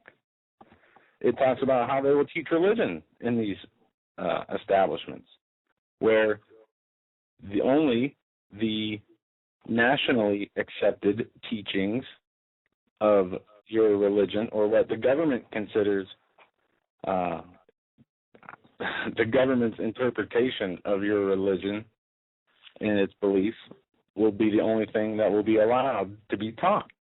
And it says in here, people who aren't moderate or do not believe in moderate interpretations of their religion will not be a part of this because they will view it as something bad. But it also speaks to one thing. Integrating the religions, because they're going to have, when in implementing their one world religion, one world economic system, they're going to have to find a way to integrate the three major religions, that being Judaism, Christianity, and Islam. Islam, yeah. They're going to have to find a way, or create an event, or create another social manipulation maneuver that will be acceptable, or the people will be accepting or not care about the sovereignty of the religion. They're just going to say, well, this threat is so bad, the earth has become, because of World War III and economic cause, so bad, we just need to be back in order. You need stability. So whatever you're going to do it, because we can't take this civil war any longer. And this is what I found, too, from recent documentation. The goal is to infiltrate the churches, replace the established religion with something called social religion. They are going to discredit the Bible and emphasize the need for intellectual maturity. And folks, listen to those words, because when you hear those words being spoken at a church or at somewhere else, it's very important. Intellectual maturity, which does not need a religious crutch. Now, as far as the mainline denominational churches are concerned, this goal has been virtually accomplished already, and it has been for many years, because we're seeing a trend. The trend was accompanied by an interesting phenomenon and controversy. some years ago, the large major denominations began to move away from the established biblical teachings to the so-called social gospel. For centuries in America, even before America was settled, Christianity was generally taught as the unique and true religion in Europe. And true Christianity was based on a person being saved by grace, or a person who trusted that Christ had done all the work on the cross, and the individual only had to accept that fact, whereas all the other religions required the person to do something, and that's something people have to understand, the difference. Now, working your way to heaven, doing your best, hoping that the good outweighs the bad, was the consistent theme of all the other religions. And so just understand the push for this social religion that's infiltrating the churches. Right. We need to understand that that's the that's the goal. Never waver from Jesus Christ. Right.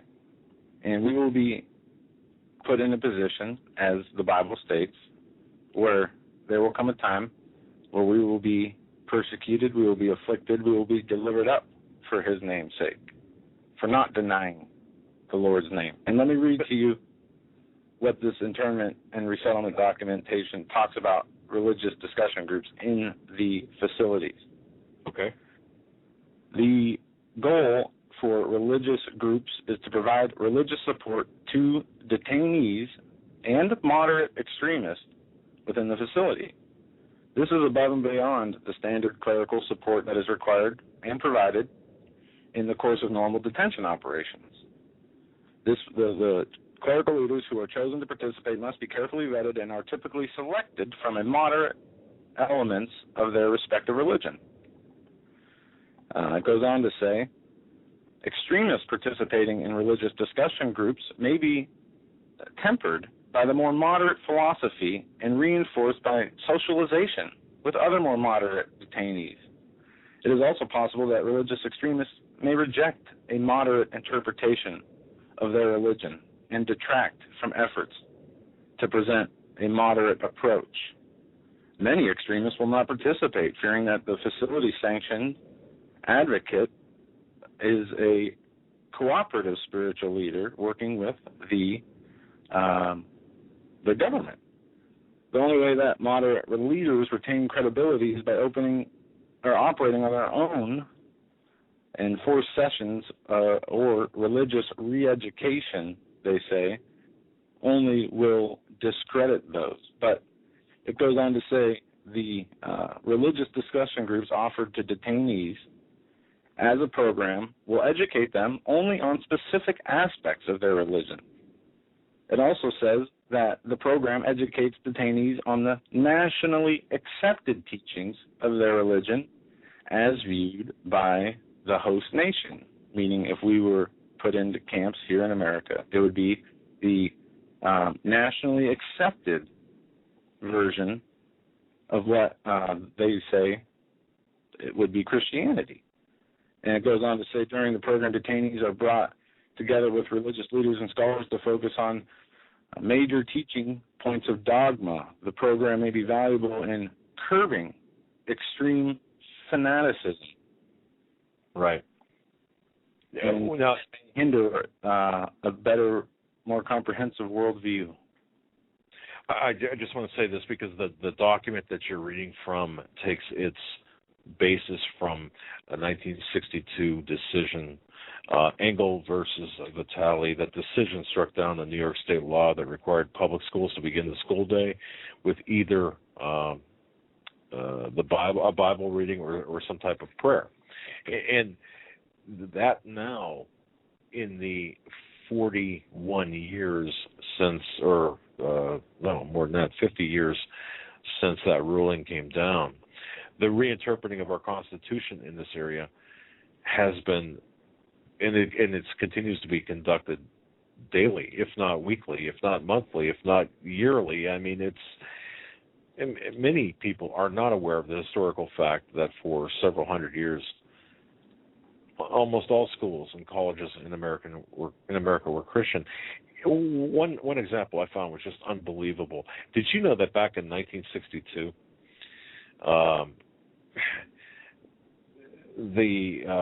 where is it? Harvard, I believe. Let me look at my notes here. Harvard had this sign that was very pro-Christian, and of course, in 1962 they took that sign down. But what you're reading from is the plan to be used, which will eliminate prayer or any phase of religious expression in schools, in any public arena, in re-education camps, in any type of what would you call them? Refugee centers, because it violates the principle of church and state. Now, this is something we've been hearing for a long time, and it's just a fallacious. The argument is not right. But this has been going strong for the last 50 years. So you're right. Yeah, and for those who want to, I know I've referenced this many times, but new listeners, it's called Internment, the U.S. Army Internment and Resettlement Operations. If you search that, it's a 326-page PDF, and it lays out everything in terms of how they plan to take you, how they are going to segregate you, how they are going to label you. And it's not just for people who are considered terrorists. They have made very clear distinctions between civilian internees that have been displaced by anything from disasters to getting in the way of military operations to, civilian internees. You will have displaced citizens, displaced aliens, which are non-national to the country, and then you'll have moderate extremists and violent, radical extremists. So there are clear distinctions and two different types of civilian classifications where it says, the people might not be criminals, they might not have a criminal record, but somehow find themselves being detained in one of these internment and resettlement operations. And we have to look at that as being part of the larger agenda, which is to make this one world religion, as we talked about, this religion where everyone worships the same God, by taking Christianity, Islam, and Judaism and melding them into this social religion, going back right back to the historical concepts I talked about with the United Nations. Yeah, and think about this, what Tom Horn talks about, and I know this is, we can talk about these theories all day, but there might come a time when this needs to, people might need to know this. In the Bible, it speaks about deceptions, especially in the latter times coming, great deceptions, so deceitful that if possible, the very elect will be deceived. God's chosen people, the people who are so taken away from this world and so close to the Lord that it's possible that they could be deceived. But we've got their game plan here. We've got their playbook here. But that's not going to matter whenever these events happen, whatever it is, whether it is a World War III scenario to where everybody says, enough fighting. Well, give us your new system because the old one didn't work, or a manufactured threat and manufactured omnipresent threat, like an alien invasion.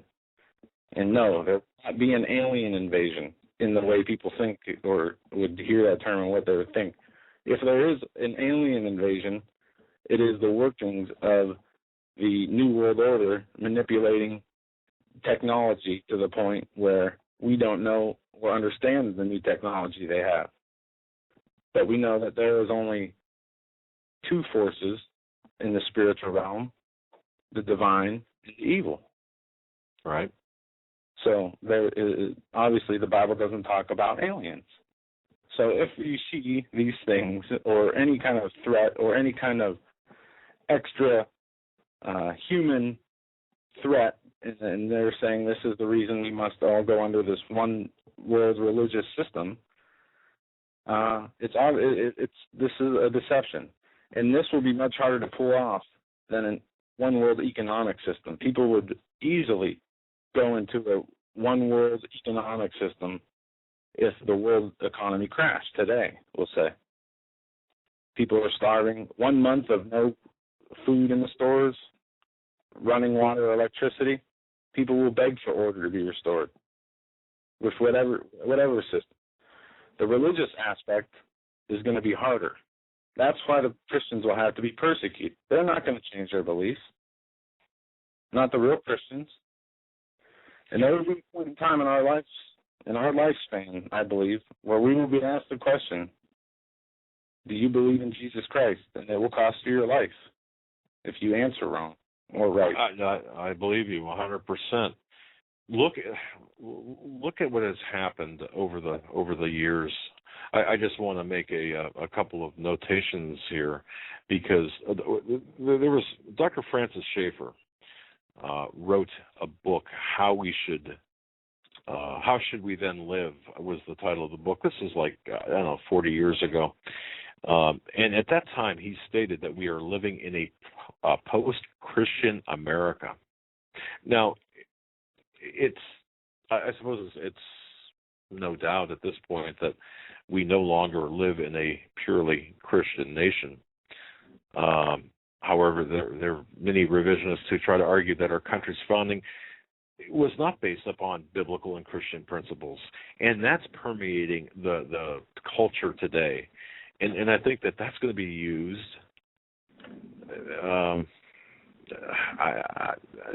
Will not that be used as part of the mind numbing of the Christians today?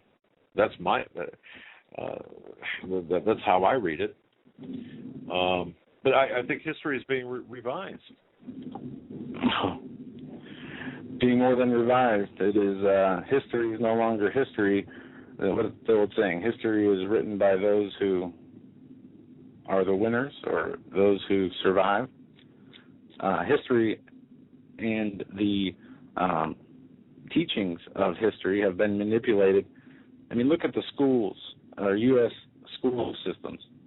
At one point, the most productive and most prosperous nation, most literate nation on the planet, the curriculum has been changed, and about 25 years later, we have probably the most ignorant civilization on the earth. And I'm not trying to be rude. When you have people, and it was explained, somebody said it in what was it? 1/4 of all high school kids, if not more, don't graduate. 44% of people who get 4-year business, the doctor said it at the speech he gave at the National Prayer Breakfast. 44% of people who go start a 4-year college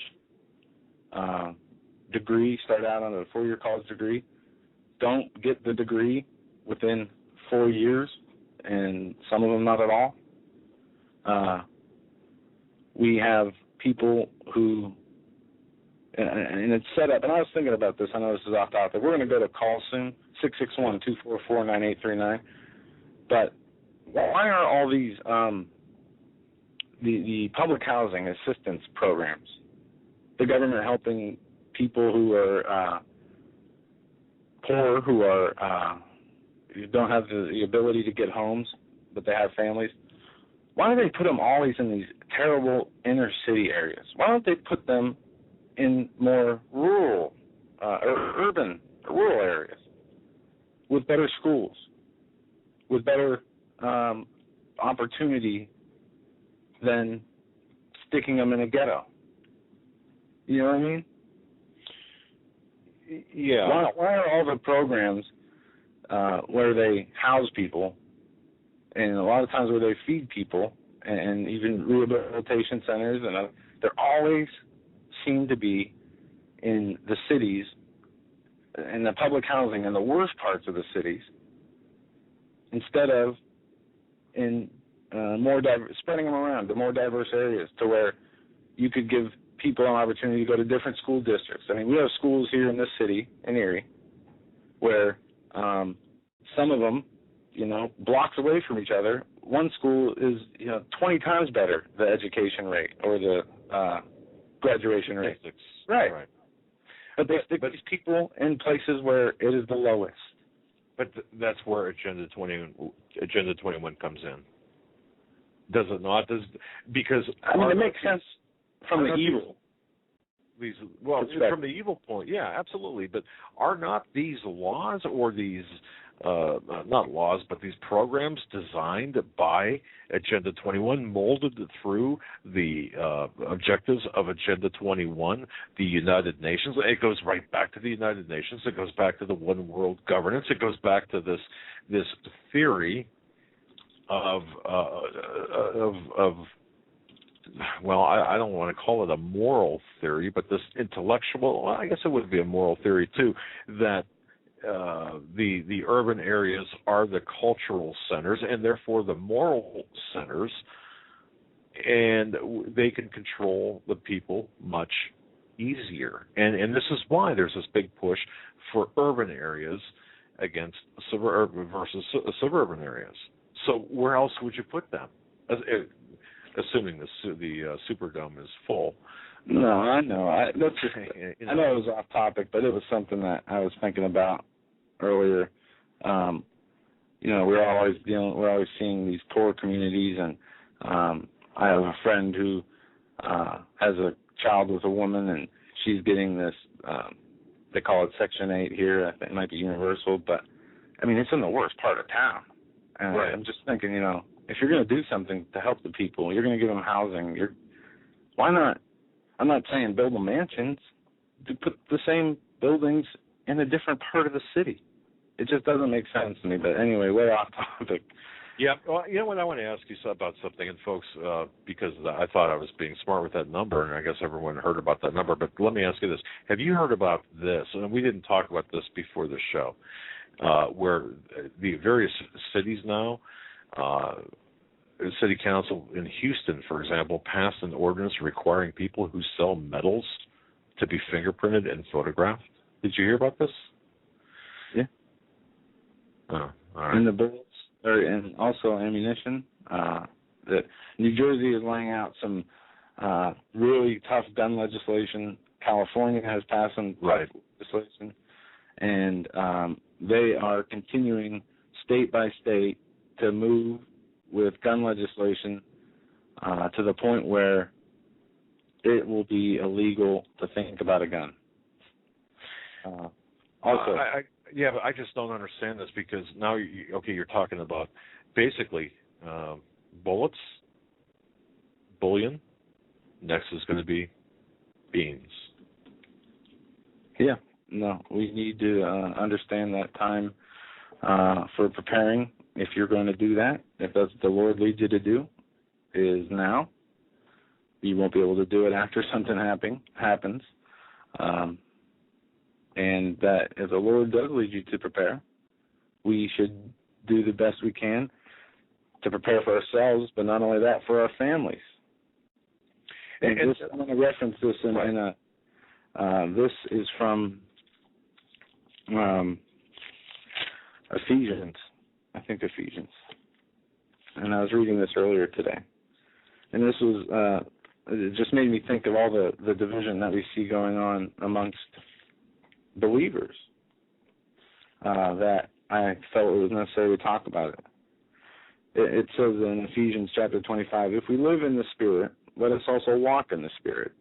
Let us not be a vainglory, provoking one another, envying one another. Brethren, if a man be overtaken in a fault, ye which are spiritual, restore such a one in spiritual meekness, considering thyself, lest you be tempted.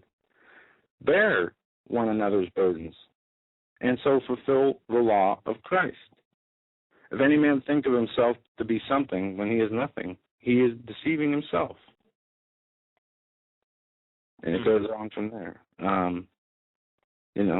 To be a good teacher, to uplift each other. It says, "This I say then, walk in the Spirit, and ye shall not fulfill the lusts of the flesh. But if you are led by the Spirit, you are not under the law. Now the works of the flesh are manifest, which these," it says, "adultery, fornication, uncleanness, etc., murders, are things, if you take part in, you will not inherit the kingdom of God. But the fruit of the Spirit is love, joy, peace, long-suffering, gentleness, goodness, faith, meek, and temperance.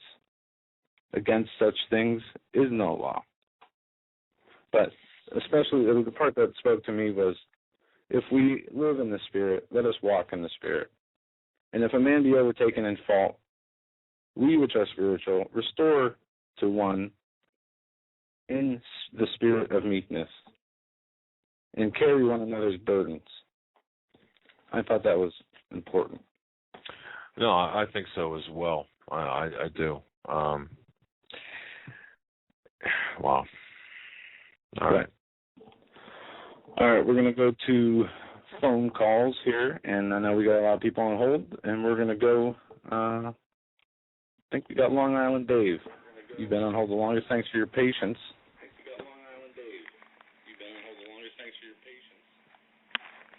Hello? Thanks for the delay. Hey, Dave. Hey, guys. How you doing? Well, I'm sorry. I shouldn't say that. I don't want to say...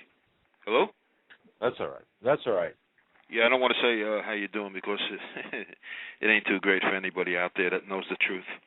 But again, I got to thank you two guys for speaking the truth and going out there and putting your life on the line. You, Steve Quill, I forget, Steve Emerson, all you guys really are watchmen, and you put your lives on the line. So just wanted to say, just some little righteous anger, nothing really over the wall. Just something about Obama going to Israel. First he's first going to, I believe, Israel, right? And then he's going to the other places? Yeah, last time I looked here, we had Obama going to Israel. I think the date was March 20th. Yeah, I'm not sure of the actual itinerary in terms of where he goes first. Okay, let's see where he goes first, because usually you go to the worst place first, and then you go to the best last. That's me anyway. When I take vacations, you go someplace, I would go to the worst first, and then go to the best last. I don't know. Would you say that? Okay. Would you be the same way about that, Doug? Yeah, I'm not sure if that works the same in diplomacy, but okay, in matters of state. But yeah. I just stay away from the worst. Yeah, I know. But yeah, if you had to go to a party and it was people that you didn't want to see, but then they had a party that you really wanted to, you know what I mean? You'd go to the worst first. Yeah. Shake off the dust. Shake off the dust of Israel. Maybe spit on the ground in Israel as he leaves, and then, get on the flight and then go to what he really loves. But anyway, I got a new school prayer. I don't know, me with the poems. I found this one. Can I read it quick? Author unknown. Oh, sure. All right. Now I sit me down in school, where praying is against the rule. For this great nation under God finds mention of him very odd. If Scripture now the class recites, it violates the Bill of Rights. And any time my head I bow, becomes a federal matter now. Our hair can be purple, orange, or green. That's no offense. It's a freedom seen. The law is specific. The law is precise. Prayers spoken aloud are a serious vice. For praying in a public hall might offend someone with no faith at all. In silence alone we must meditate. God's name is prohibited by the state. We're allowed to curse and dress like freaks and pierce our noses, tongues, and cheeks. They've outlawed guns, but first the Bible. To quote the good book, makes me liable.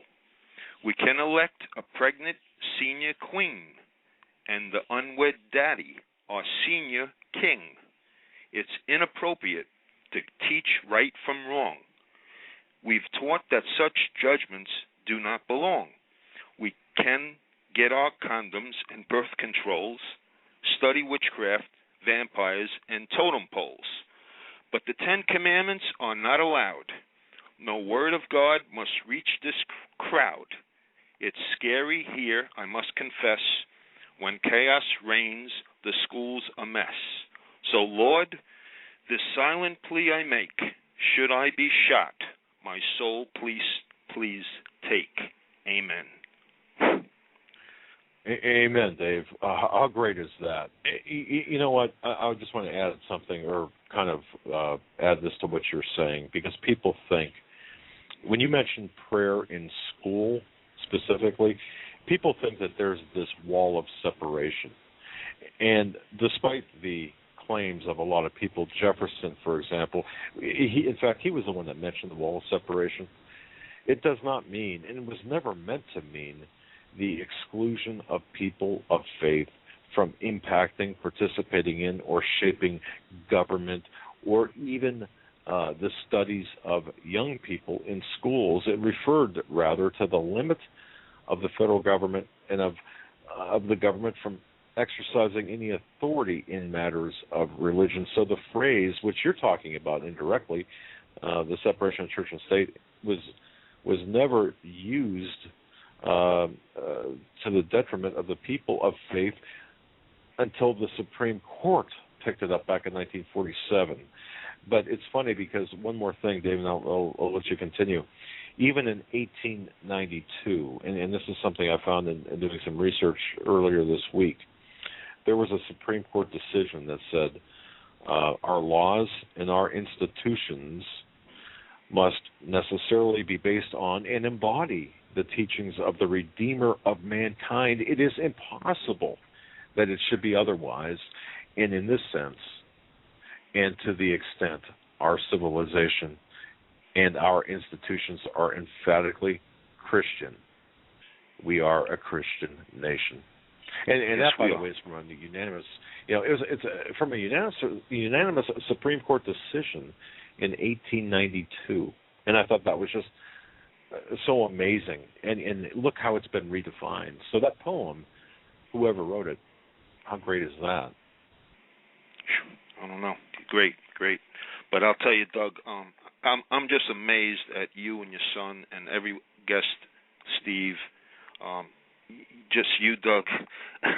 You're amazing. You know so much. You're like an encyclopedia, and I gained so much wisdom and everything else from you. I can't put into words how much I appreciate you guys and you, Doug. I followed you even before Lori Roth. You were on some guy's show. You didn't last too long on it. I think there was something wrong with the person. Maybe Conan, was that the name? I'm not sure. But you were on that show before Lori Roth, but I don't think it was worth anything with him, whoever that person was. But when he went on Lori Roth, and anybody that ever came on here, I know there was some people in the chat or something like that saying you're something working for the government. I saw somebody put, no way. I know your heart and you know mine. And you with the Lord, and I mean, I really love you guys, and I ask for Jesus' protection over both of you, because I can't explain how much gratitude I got for you guys. I mean, you know what I am, and I'm a Catholic, and look, anybody out there, I'm not going to change for anybody. You could pray for me to see the light, whatever, if you want, but I'm not going to change it. Just like I'm not going to try to convert anybody. There's bigger things to boil or whatever out there. I know that the church, there's a lot wrong in the church, and it has to be purified. It certainly does. I mean, I met a priest that one time said to me, I don't believe in the devil. I don't believe that we have a God that would throw anyone in hell. I mean, this is unbelievable. I had other priests say things that I just like to talk to people, and I know exactly how people feel and everything like that, but I don't want to get into a big thing on that. But I was really shocked when I heard this thing. yesterday, Doug, with the Pope stepping down. It like hit me like you said last night. Like I really, really got like, whoa, like this is really getting, the dots is like connecting. How did you feel, Doug? I mean, can you?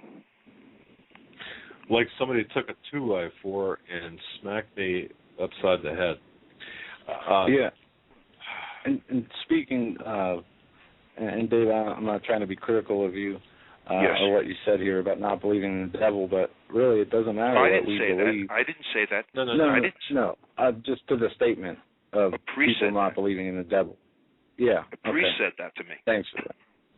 Yeah, it's not what we believe, you know. That would be what I would say to the priest. It is what the scriptures say. It is what Jesus said. Right. And that's the only thing we can rely on. Right. And you know what's something? You know what's something, Dave? This is my own personal feeling. If it's not in the Bible, I mean, we can look at man's assessment or analysis of Scripture, but if it's not in the Bible, go to the Bible first, and everything else is secondary to what's in the Bible. So whether you're a Catholic or you're Protestant, look, it's the Bible. You're totally correct. And I was stuck in on Sunday.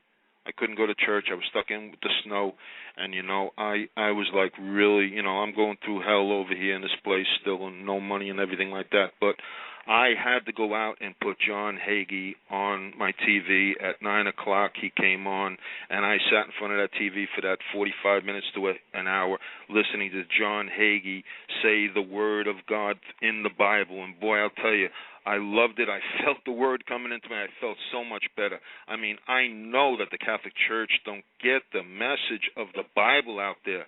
There's so many, I don't like to say this, there's so many pastors and priests that don't really preach the word and talk about sin. It's I know it's like you say, it's the money in the plate, and it's like who's from out of town here, and I went to a church, and who's from out of town, and whose birthday is it today, and let's give a clap of hands, and I'm like, whoa, and these are the churches that I just basically I wipe my feet and then I don't come back and I search. But listen, anybody out there, I'm sorry if I offend anybody. Pray for me if you want to, but I'm not going to change. And let me just tell you, I stand up for you people. I have actually Catholics that come to me and say, well, if they don't believe the Catholics is the true church, and they say and I said, well, what about the Christians? I forget David Wilkinson, and I mentioned all these great people that passed away. I said, well, if they didn't belong to the Catholic Church, then they're basically saying that they're being condemned, and I'll stand up and fight. I'll say things. No, I don't think we have a Jesus is not going to do that. You know what I mean? Yeah, I agree with you, Dave. Hey, my friend, we're up against a hard break. Yes. I just want to say thank you very much for calling. God bless you. Folks, you're listening to the Hagmann and Hagmann, Doug and Joe Hagmann. It is the 12th day, February 2013. I'm Doug Hagmann. With me in studio is Joe. We're right back. Survival of the fittest. In any and all situations, survival is your number one priority. That requires being tough and thinking smart. And the folks at Freeze Dry Guy are going to help you do just that. They have a long-range patrol ration entrees, what they call the Brick Pack. When you're in survival mode, it is absolutely the best item for your survival pack or bug-out bag. You can go farther, faster, and carry more food with the LRP cold weather ration entrees. Not only do these long-lasting, durable entrees help sustain you or your family through the harshest environment or situation, they are by far the most delicious of their kind. No contest. With a variety of tasty entrees, you can't beat the LRP Brick Packs. Let Freeze Dry Guy help you in your survival situations. Go to freezedryguy.com. That's freezedryguy.com, or call 866-404-3663. That's 866-404-FOOD. Yeah, I probably should unmute myself when I do this, right? Let me add to that last commercial. For Hagmann and Hagmann listeners, you got just 2 more days to take advantage of the Freeze Dry Guy special. If you go to HomelandSecurityUS.com, click on the right-hand box for the Freeze Dry Guy. He's got two items, which one of them I got to tell you is to me is just fantastic. But anyway, two items: the chicken with rice long-range patrol ration entree. It's 100% freeze-dry food. It's only the finest ingredients are used. For one case, $106, and that's normally I think $140 or $132, I believe, somewhere in there. 20 pouches per case. That yields 20 ounces of fresh food per pouch. But what really got me was this no refrigeration required real ice cream. And I got to try this. It's an ice cream dessert. It looks like an ice cream sandwich. You eat it dry. It's really good. Normally $200 a case for 100 of them. On sale now for $150. Just tell them Doug and Joe Hagmann sent you to get the discount. 2 days left of that. And I just want to say this too. If you haven't done so, speaking of great people, Granlund Firearms. That's Granlund Firearms. Go to HomelandSecurityUS.com. Click on the link in the upper right-hand corner. There you will find a box that says Granlund Firearms of British Columbia. Now, Carl and Lori Granlund are great people. They have a fantastic, just a tremendous store up in British Columbia, Campbell's River. If you're nearby, stop in and tell them Doug and Joe sent you. If you're not, visit them on the internet at GranlundFirearms.com. They've got hunting supplies. They've got survival supplies. They've got just a ton of things. Visit their website. Look at their pictures. Fantastic pictures, folks. Some really great stuff. Now, while you're there, sign the guest book, and once again, tell them you heard about them on our program. Hey, look, you know what? It gives us brownie points. Nothing else, just brownie points. But that's GranlundFirearms.com, GranlundFirearms.com.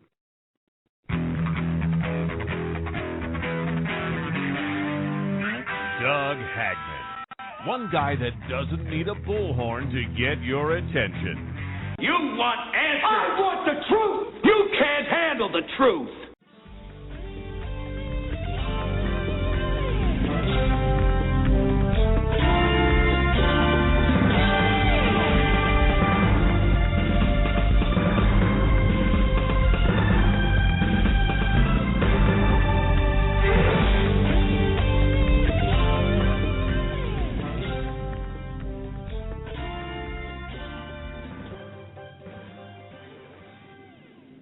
And welcome back, ladies and gentlemen, to the third and final hour of the Hagmann and Hagmann Report this Tuesday, February 12th, the night of the State of the Union address, as the usurper and thief is standing in front of the legislative branch, spewing lies and empty promises. All are coming out of his mouth on this day of political theater. But with that, we have a lot of people on hold, and we are going to go to the calls and get through as many as possible. We're going to go to Sheila. Thanks for holding, Sheila. You're live on Hagmann and Hagmann Report. Hi, guys. I'm glad you took a spiritual bent here. I was doing a lot of thinking last night since the Pope resigned, and we know where that can lead as Christians here. I was thinking about the people, and Doug, last night I could feel the urgency in you and what you were trying to tell the people. And because of that, I was able to get up and go out in the room and talk to my kids after your program went off. But that's not why I called. There's a scripture here I want to read, and then there's a small testimony I want to tell. The reason why I want to tell it is because of everything that's going on around us. And it's going to get worse. We all know it. And this is everybody worldwide. We're all caught up in this mess with these people. But anyway, let me read this scripture, and I'm going to tell you this quick story. It's Isaiah 30, verse 19 to 21. O people of Zion, who live in Jerusalem, you will weep no more. how gracious He will be when you cry for help. As soon as He hears, He will answer you. Although the Lord gives you the bread of adversity and the water of affliction, your teachers will be hidden no more. With your own eyes you will see them. Whether you turn to the right or turn to the left, your ears will hear a voice behind you saying, "This is the way, walk in it." Now, this is where I want people to understand that God will talk to us directly, or He'll talk to us through the Word, or He'll talk to us through other people. And when my husband got sick, it was sudden, and he literally collapsed in my arms, and we both hit the floor, and he passed away. Man. Yeah, and it was a horrible, horrible thing, but I was able to get through everything. He was retired Navy. He had a beautiful viewing and whatnot. He was in uniform, but anyway, I had to get my house ready to get it on the market. Sheila. Yes. Sheila, let me just say this to the people listening. You know, Sheila just shared something with all of us, and how dare we complain about having a bad day, or say, you know, things, or just like kick a file cabinet because things aren't going right. Put yourself in Sheila's place. My goodness, can you imagine? Can you imagine what she went through? Well, here was the thing. When that happened, God has a way of protecting us in this kind of thing. I was just like, I just went numb. I had to pretty much pry myself away from Him to get up because I've got MS. But anyway, after everything was all done, I had to get my home on the market because I was scared to stay there alone, and there was work that needed to be done in it. But my house was an open place where you could see the kitchen table from the living room and whatnot, and my husband always had a habit of sitting at the table reading something. And I found myself sitting there one day, and I had men in my house jackhammer down in my basement because my husband had wanted French drains put in there. So I'm sitting there, and the more I looked at that empty chair, the madder I was getting. And I'll tell you, I thought about drinking. I thought about drugging. And I thought, no, I'm just going to get up. I'm going to run as far and as fast as I can. I got to get away from this. And then I got really, really angry. And it probably lasted 2 minutes. I got really, really angry, and I jumped up, and I shook my fist at God for the first time. And I said, Lord, what am I going to do? He was my right arm and my right leg. And I just dropped to the floor. And I said, Lord, I can't do this. And I was crying. And He said, Sheila, I'm here. Go back to the viewing. Go back to the viewing. Go back to the funeral. So I laid there, and I went back to the viewing, and I was in a fog. And I got to see everything really clear, and there was 2 churches there, people from mine, people from my daughters. And I had a very close friend of mine that played guitar and sang, and she sang In the Garden because it was my husband's favorite song. And then she calls me that night, and she says, Sheila, I got a song I want to sing at Butch's funeral tomorrow. Can I do it? And I said, Trish, you can do whatever you want. So she said, okay. Well, she stayed up all night on the computer learning how to sing and play Peril on the Sea.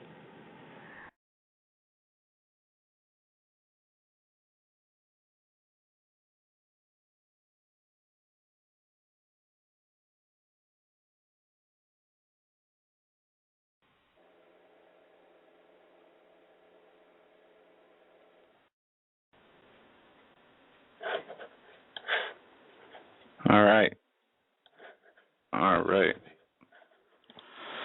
Okay, guys, if you can hear us now, we should be back.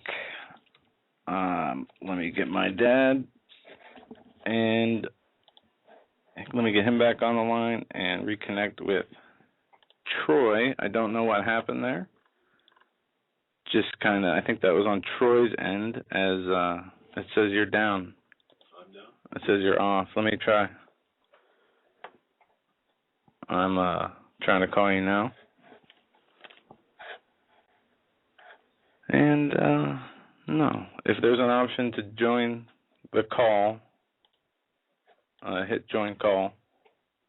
Call failed. Okay, let me go back here. Chat, can you guys hear us? In chat. Okay. Somebody said they could hear. You are back up online, and let me bring you back on. I'm calling you now. There we go. Okay, now. Sorry about that. Troy, if he is still up. No, he is down. All right. So that was on his end. I apologize, ladies and gentlemen. Let's try this again. Okay, I don't see Sheila in the queue. We're going to go to Sherry in Oklahoma. Sorry about that. Sherry, you're live on the Hagmann and Hagmann Report. Okay. Hi. I was just kind of went to La La Land there, wait for the sound to come back. We all did, actually. Well, you've gone to a lot of subjects tonight, so my thoughts are kind of sound random here now, but do you guys remember the scripture in Revelation? You were talking earlier in the show about what's going on in Korea and maybe here, and it's been going on for years. But you know what I'm talking, things that are caused, things that men do. Oh, yes. Okay, in Revelation it says the kingdom of this world has become the kingdom of our Lord. There's two kingdoms. There's one of darkness and one of light. And Jesus will come back and reign forever when his kingdom takes over this kingdom. And then he goes on to say, and the nations were angry that his wrath has come, and the time of the dead that they should be judged, and that he would give reward unto his servants and prophets, and them that fear his name. And the last little part of that verse is, destroy them which destroy the earth. I just thought of that scripture when you guys were talking about that. God is going to take care of every person, every little thing. This is his creation. And no country is innocent, no country. And no one has the right to destroy his creation. But he's coming back someday, and he's going to take care of those that destroy the earth. I know they don't believe it, and Satan has his plans, but, you know, what? Big deal. Well, let me ask you a question. If you were on the other side, the side of darkness, the side of Satan, knowing what Satan knows, how can you rationalize? I think if it was a human being, I'd say, how stupid can you be? Exactly. But he's not stupid. Maybe he has, since he's the father of deception, maybe he's deceived himself, because his last act is going to literally fight the King of Kings when he comes. You know, he's going to have his minions gathered together, and he's going to actually try to fight Jesus Christ. And so, you know, we try to look at it with a sane mind. This devil has lost, I don't even know how to put it in human terms. He is just evil right. To the core. Yeah, exactly. And I don't ever want to even be close to the wrong side of that fight.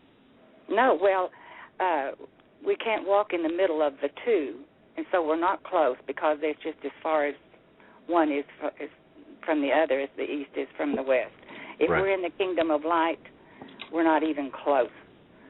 But here's another scripture that His Word is so comforting because we're in perilous times, we're in worried times, we're in people that haven't really got rooted and grounded. They're just being blown about, and it really gets to me. I wish everyone could just get into the Word and get grounded. But first, and Joe, by the way, we must be reading the same book. I read those very same scriptures in Ephesians today. That is so funny. Wow. But this is in 1 Peter, the God of all grace, who has called us unto his eternal glory by Christ Jesus. After that you have suffered a while, see, that's a given. After that you have suffered a while, he will make you perfect, establish you, and strengthen you. And the contrast there is we suffer a while, but we enter into his eternal glory. I mean, it's just, I just hope people get some comfort out of that because bad times are coming. Well, to that I say, how could you look at today's headlines, look at the news, do the in-depth analysis of what's taking place, and not turn to the Bible or not turn to your beliefs? It would be a very lonely walk. We see a lot of people that don't because they don't know. You know, a blind person doesn't know what he's not seeing. They don't know any better. And we all follow our Father. Whoever our Father is, that's who we follow. And they keep trying. It's a little heartbreaking, really. They keep trying to do it in man's toils, man's labor. And see, that's a life. That's deception in itself, to think that they can make things better. And they can't. And so if they could just know the God of all peace. Anyway, that's... Amen. Sherry, what an excellent call and excellent words of inspiration. You hit it right on the money. Unless there's anything else you'd like to add. No, just a really, to everyone out there that is a Christian, keep up a prayer life. You've got to pray. I think sometimes we go along through our days and we think everything is, we're making it okay. We're not hit too hard by what's going on. We read about it, or we know somebody maybe, and we think, well, we'll tag up it before we go to sleep. We'll say, thank you, Lord. But it's going to take so much more than that. We've got to pray, pray, pray. And anyway, praying for you guys too. So I enjoy the program. And us for you as well, and all of our listeners. God bless you. Yeah. Thank you very much. Good night. Good night. Thanks, Sherry. And Joe, I just have to ask you this, and kind of throw this out as an open question. Tonight, the State of the Union, we've got Obama talking about reading or talking. Reading, talking, mumbling, drooling, whatever he's doing. But we take a couple of steps back. Look at yesterday. Look at the announcement about the Pope resigning. Look at the lightning hitting the Vatican right afterwards. And then even look at the state of the world, the economy, and dozens and tons of nations. And I say tons. I mean, we're talking complete economic ruin, or on their way there in many different nations. The nations that aren't in those positions are currently being invaded by NATO and the U.S., like the 35 nations in Africa, the whole Middle East, whether it is through defense contractors or actual troops on the ground or drone strikes plaguing their communities. I mean, we have a world in peril, in chaos. Have we ever seen the level of chaos, and that's a good word, the level of chaos that we're seeing right now? Have we ever seen the symbolism that we're seeing right now? To me, the signs, like you mentioned, the lightning striking, and of course, when the Pope sent out that dove, and it was immediately attacked by a seagull. Yeah. For me, being on the verge of 30, no. Now, most of those years, I wasn't paying attention to world affairs, until 9/11 happened. Then I started to get involved to a degree of paying attention, at least. But No, I have not seen, a third of what we're seeing now happening all at once. The economic issues, the wars, the natural disasters. There's a quickening. Yeah, there's a quickening. And it says that will happen. Right. And I would, like I said yesterday, I just hope, wherever you are at spiritually, and as we are a news program, if you will, that combines news with through a biblical worldview, how can you not look at what's going on today and hit your knees, if you're physically capable of hitting your knees before you go to bed or when you wake up, and just repenting and then praying for because look at how fast things are coming. Yeah.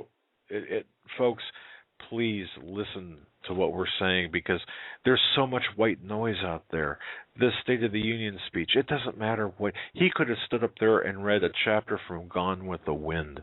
It doesn't matter, because I really think a lot of this is out of our hands. But that said, we have to know what's important and how to act and how to play our positions, because it's so important. But it just really, like yesterday, it really hit me like a 2x4. And remember this: no matter what's happening in the world with the current events being so overwhelming at times, frustrating. The title of the show tonight: Tired, Broken, Hungry. Broken and hungry and frustrated. But don't let that take away your joy. Don't let that take away your happiness. Oh, no, it shouldn't. Faith that we have in the Lord and what He has planned for us should give us exceeding joy beyond measure of anything happening in the real world now. Now that's right, but something we need to practice, and I'll be the first to admit it's something that I lack a lot of times. I do let the earthly news and different things temporarily take away my joy or my peace, and I'll get angry. But look at Sheila, though. How quickly, in 1 minute's time, how quickly your world can change. What's important to you 5 minutes ago suddenly becomes at the bottom of your list. And that to me is so, and we're all walking through and living on borrowed time. And I think sometimes we forget about that. And when I say borrowed time, I mean, it's not our time. It's our names are written in the book of life, but I don't know. I guess the older that I get, the more I look back and say, something, I might have been reckless back in my 30s and 20s and 30s and even my 40s, but boy, it's so important. I don't know. It's just so important right now to be right with God and to be right with your family and to be right on the right side of the fight. Yeah. Most importantly, get that personal relationship with the Lord. Get in the Bibles and start your understanding from there. We're moving on the phones. I want to thank everybody for holding and being patient. Area code 303. We're coming to you next. We're live on the Hagmann and Hagmann Report. Hello. Hello. How you doing? You are up. What is on your mind? Hey, guys. My name is Scott Free. I'm calling from Colorado. Sorry about that. Hi, Scott. Bless you guys. Thank you for your email earlier, Doug. Not a problem, sir. Got that handled, okay? Things are at work. I know you do. I can respect in your discretion. All right. There's just so much going on, and like you just said, it's right that we get right with Christ. It's absolutely important. Yeah. Yeah.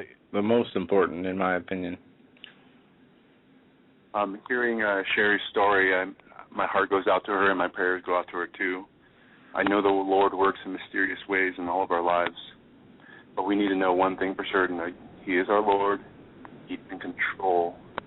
I mean, I've jumped all around. All this conspiracy stuff can get maddening. There's only one truth, and His name is Jesus. How right you are. Yep. How right he is. Exactly.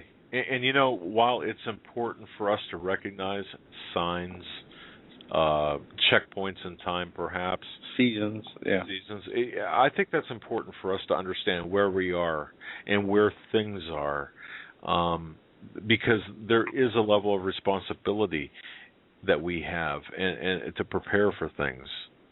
So we look at these things, attempt to apply them to the templates or to the Bible, and then from that we have a template of where we're at in general with things. So, but you're right. At the core of everything is our eternal salvation.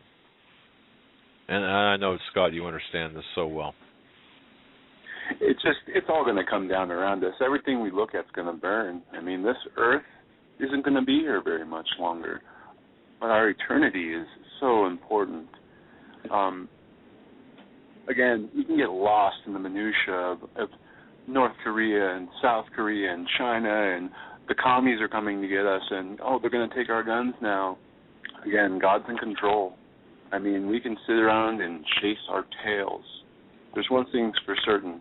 There's places in this world that he's not worshipped, and I want to bring his word there.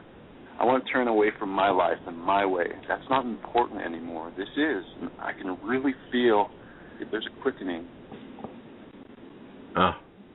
People are serious, and I don't take their intent serious at all, because there's a place that he's not worshipped, and he should be worshipped everywhere in this world. Yeah. Every knee will bow, every tongue will confess Christ Jesus is the Lord. I really appreciate the work you two are doing. I bless you and your family. I bless Steve Quayle and everybody I can't think of right now. I pray for everybody out there doing their own thing, that discernment comes over them and they start dreaming dreams. And again, we all have his work to do. We do. Scott, you're a great friend of the program. I want to say thank you very much for your words of wisdom, and stay in touch. In Jesus' name, bless you guys. Thank you very much. In Jesus' name. Bless you, Scott. Thank you for the wonderful call. Again, right on the money. With where our focus needs to be, and that is in the Word, in the Scriptures. And if it's not, then we need to re-examine our priorities. Well, and I think, too, it does add that important dimension to the news that we're seeing unfold on television, the news that we hear on the radio, the news that we see on the Internet. Yeah. It adds that important dimension. We're going to go to Skype caller, Lexwell. Lexwell, you're live on the Hagmann and Hagmann Report. Hey, guys. How you doing tonight? Very well. That's great. Trying to turn this TV down. It's just not working for me. Hey, I called in and I wanted to talk about that whole alien invasion, if you guys had a few minutes. Sure. All right. How you doing tonight, Mr. Hagmann and Mr. Hagmann? Well, we're doing very well. Anxious to hear about the alien invasion you're talking about. You're talking about illegal aliens or sky aliens? We'll talk about the sky aliens, all which right. is that usually excites more people's mind. I try to start small when I talk to you guys, because I don't want to go off into a deep tangent or anything. I called last week, talked to you guys about police officers and the badges and the oath. Right. Well, I just I thought about a scenario before, and I put it up on YouTube. And basically, the scenario is, Mr. Hagmann, I know you have children, but when you ask somebody to talk to their kids, and you use Hollywood movies, for instance, and you talk to them about movie scenarios, and say the Avengers, because this is the best way to come across with this.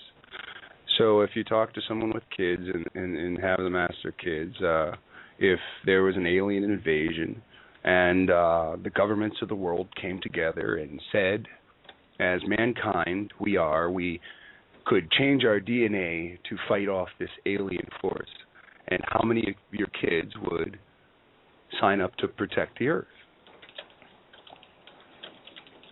Well, that's an interesting thought, because if the people do have a perceived threat, and we'll use 9/11 as an example, all of a sudden, out of nowhere, terrorism is everywhere to the point where we have to start wars, multiple wars in multiple countries, and take away the rights of Americans.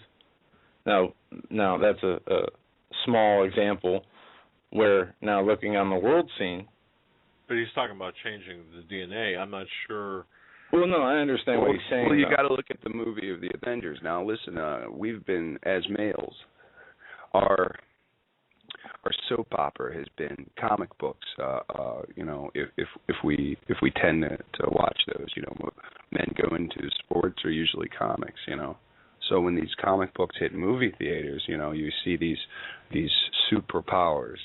The ability to be better than the average guy. You have the Hulk that's irradiated by nuclear power, that changes into this huge beast when he's mad. You have Captain America that's taken this gas, this scrawny kid that's taken this gas, and now with this gas, he accelerates in strength and speed, and right. If children, no matter the age, have the ability to be tricked, won't this be a trick to be used? I mean, we've already seen the outcome of it with the idea of Hollywood plots. This is on the screen. This does make kids say, "Ooh, I want to be like Spider-Man. I want to get bit by a mutated spider." Okay, I think I see where you're going with this. We'll continue. Go ahead in your thoughts. Well, it's just to say, what do we talk to our kids about, and how far does the fantasy go? Because we've gotten to the age where we see the Marine that had his limbs taken away, and he's now replaced with robotic limbs. We can see that all these things are lining up in place for this to actually happen. All right. Yeah, I can see that. I think though, I'll tell you what, I can't imagine a scenario, and listeners, correct me if I'm wrong, but I can't really imagine a scenario where I would sit down with a child or grandchild and advocate a change in DNA, whether it's you could be like Superman, Spider-Man. Oh, sure. As children, as young children, who hasn't tried to fly like Superman with a cape and jump off like a porch step, hopefully, as opposed to like a garage roof. But how real is that today? Are we that far gone? Well, I don't know if we are a society, if we're that far gone, but I feel as corporations we're that far gone. I mean, when you look at some of the things that they're doing, conception is too. In England and other places, they have, conception of three members now. Conception. Oh, okay. The test tube babies now have right, 2 women parents and 1 male, and vice versa, 2 male parents and 1 woman. To spite God, as it says, in the Book of Jashir. Right. Well, we could spend. And this is something we're going to be revisiting with Tom Horn. He's definitely going to be going over this on Thursday, a lot more in depth than when he was on last time, as we see the events increasing and the things happening with the Pope. And if you watch his trailer, Exo Vatican, there's a 3-minute trailer on his new book, Exo Vatican, where he goes inside the Lucifer telescope that is Vatican-owned, and goes inside their space observatory center and says it's not what we believe, it's what they're preparing for. So that should be interesting. And if you have any specific questions you'd like us to ask, send us an email. Yeah. Go to HomelandSecurityUS.com. Our names are right there on the page. Now open up an email thing for you to send to us, and we'll ask those on air. Yeah. Yeah, because that's really a subject more suited to Tom Horn in the discussion of his book. I really think that's a discussion for then. But God bless you, my friend, man. That's interesting concepts, though. Yeah. Thanks for your call. We're going to move on. Bless you both. Bless you. God too. bless you. You have a great night. You too. All right, we're going to go to Lucy in Tennessee. Lucy, you're on. Hey. How are you feeling, Lucy? You were sick. I've had the flu, and I really hardly can talk. But I just felt very strongly I needed to share a scripture, so maybe I can make it through it. All right. Romans 1, verse 37 through 39. Romans 8, verse 37 through 39. Yet in all these things we are more than conquerors through him who loved us. For I am persuaded that neither death, nor life, nor angels, nor principalities, nor powers, nor things present, nor things to come, nor height, nor depth, nor any other created thing shall be able to separate us from the love of God, which is in Christ Jesus our Lord. And I just felt strongly that we need to know that none of this evil that the world is plotting around us, none of it can separate us from our Lord Jesus. Neither death, nor life, nor anything. And that is so precious. Oh, it is. So, wow. And I know, Lucy, that you're not feeling well and you've got the flu and you can barely talk. And for you to call in and share that scripture with us is very special. We really appreciate that. We will pray for you to get better. I can tell you from experience, it's not fun to have the flu. Yeah, you and many other people, our listeners, even Nathan Liao is coming back from the flu. Dr. Elizabeth Madke, she says she's going through some illnesses right now, and you guys are all in our prayers, and we'll continue to be. Oh, thank y'all, and I just praise the Lord for y'all, and just thank Him. I thank Him, and I thank Him for everybody on this call. All right. Such a blessing. Indeed, Lucy, get some rest. Get into bed. Cover up. Take some vitamin C. Raw honey with lemon in it, if you can. Get yourself better. And okay. God bless you. Okay. Thank you. All right. Thanks, Lucy. Bye-bye. Yeah, the illness, flu, virus, whatever's going around is really kicking a lot of people's butts. But I got to tell you, I believe in the power of prayer, because I'll tell you one thing. I know people have been down for months. Weeks anyway. And I was lucky. I was down for about a week. It was a rough week, but still. So I believe in the power of prayer. Yeah. Moving on the phones, we're going to go to 706. 706, you're live on the Hagmann and Hagmann Report. Hi, this is Tom. I'm calling from Augusta. Hi, Tom. Just want to thank you guys for all that you do. And I was particularly intrigued with you talking about Dr. Judy Wood earlier in the program.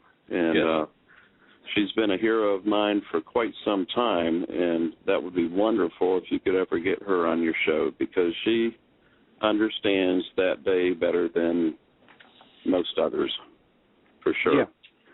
And I believe in faith, and at the same time, I believe in the fact that we live in this world, and for us to better understand the whole spiritual realms of things, we need to understand a little bit about the world around us as well. and how we are being tricked and the chicanery that goes on around us all the time. And she explains that very well, and explains a lot of the other cover-ups. There are cover-ups to cover-ups on 9/11, and she does a wonderful job of explaining that. And so that would be great if you could ever. Yeah, she's going to be. Go ahead, Joe. Yes, she'll be on with us this month on the 21st. Oh, fantastic! Now, I'll be. One thing about this, and it's pending verification, but she is the presenter of the information. The information she has, Pete Santilli, who she kind of works close with, who's got his own show, will be on with her, I believe. Okay, and what we're going to try to do is do a video. Or rely heavily on video. Now, I understand people listening to this on radio stations and via BTR won't benefit from this, but she will present some visual images to demonstrate what she's talking about, because it is kind of difficult to understand without the images. So, yeah, if you see the images in slow motion. Yeah. For example, the antenna at the top of the one tower, the antenna itself is probably 20 stories high. In slow motion, you see it fall, and then it just slowly disappears. It's no longer a part of this three-dimensional reality. And it's amazing the things that she brings up that others are not willing to even discuss. One thing I want to say, if I can interject here, I had a conversation with somebody inside the intelligence industry about Dr. Judy Wood, and I said, because before I invited her on, and I said, how close is she to the truth? And I was met by a period of silence, and my source said, have her on. Yeah, that's right.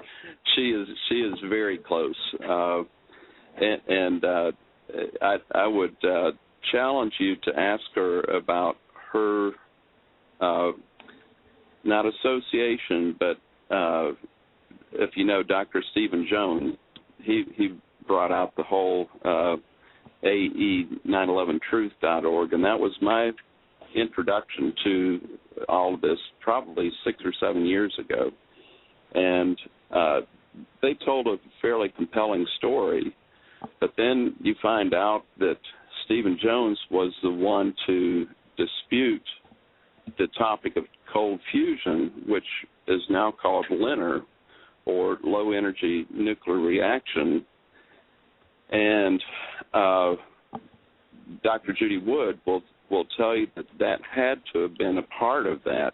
And if you get a chance, be sure to ask her about Building 6, because they talk about Building 1 and Building 2 and Building 7 a lot. And Building 5.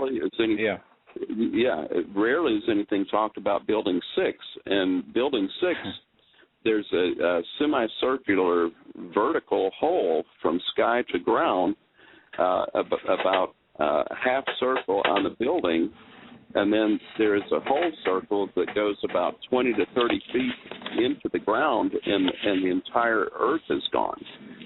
And I don't think jet fuel is going to do that. No, I know what you're talking about.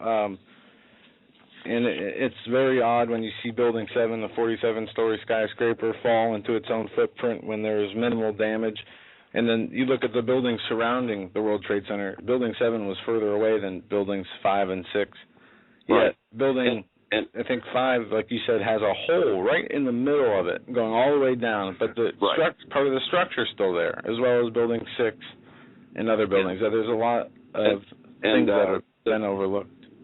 A really good question to ask people is, if things are a controlled demolition, as some of the 9/11 truthers would have you believe, if you just compact cement and steel going down, you're still going to have about 20 to 25 stories of debris, and some places they're 6 inches.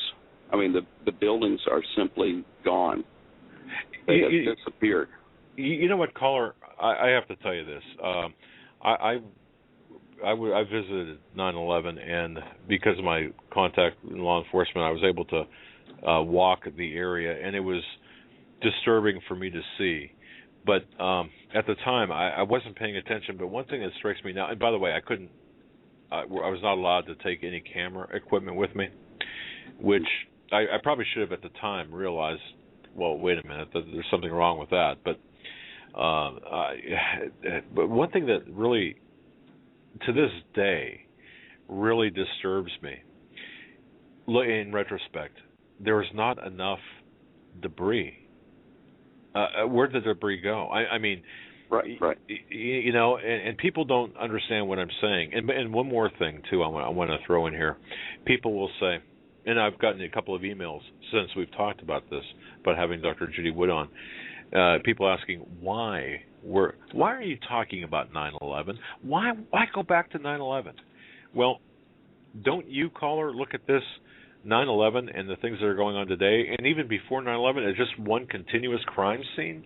That if we ask questions and get answers for that event and other events, we'll better understand what's going on today. I mean, I totally do, and I think that for me, one of my passions is to get people to see that partisan politics is simply a opportunity for confusion, and an opportunity to divide the masses. And when we see that from administration to administration to administration, the same agenda continues to take place and move forward.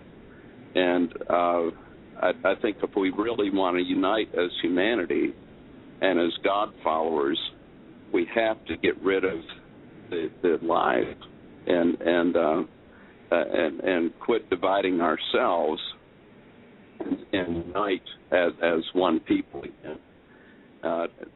Everything they call them the power of the be, everything they've done has been an attempt to fragment and fragment and fragment humanity. And it's time for us to coalesce, and time for us to see the truth, and surely a time to pray.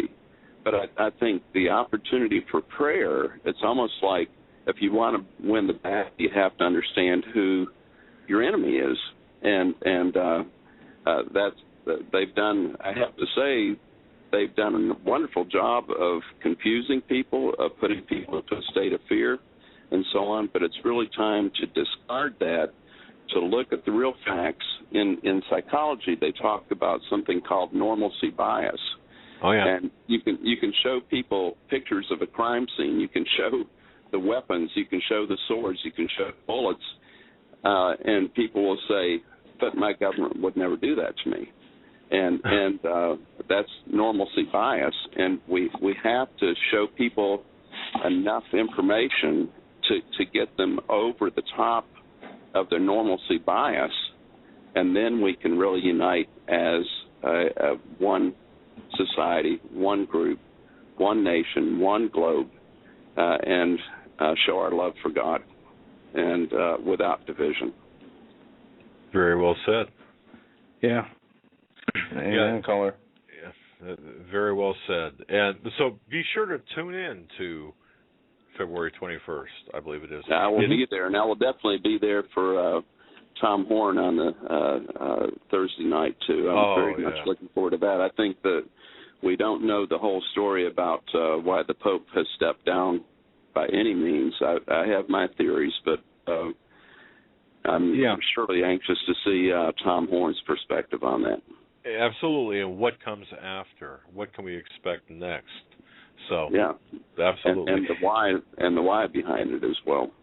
True. Yeah, that's going to be from 9 to midnight on Thursday, as opposed to 8 to 11. So we're going to keep you up an extra hour that night. Great, wonderful. All right, my friend. I will look forward to it. All right, thanks for go, and thank you so much. All right, sir. God bless you. Thank you. Have a great night. Thank you. Good night. We got a few minutes left. We're going to get one more phone call in. We got Jan in Texas. Jan. Welcome to the Hagmann and Hagmann Report. Jan, you can close us out. Hello, gentlemen. The manhunt that was over a few hours ago in California, where another policeman was murdered today, Danny Colson, I believe that's the FBI man. He, as the cabin was burning, he said, "Let it burn. There's no more evidence needed." Do you agree with that statement? And I do. I'm so sorry for the loss of life. I'll field the question about the evidence. As an investigator, you can never have enough evidence. So I don't agree with letting it burn, unless, of course, there would be a direct threat to the firefighters, which at that point it was my understanding that there was not. So to let it burn and destroy potential evidence to me is a crime.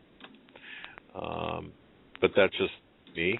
Now, my wife disagrees with me. She says, look, it is what it is. Okay. Now, I respect her opinion, and I understand where she's coming from. However, I don't agree with it.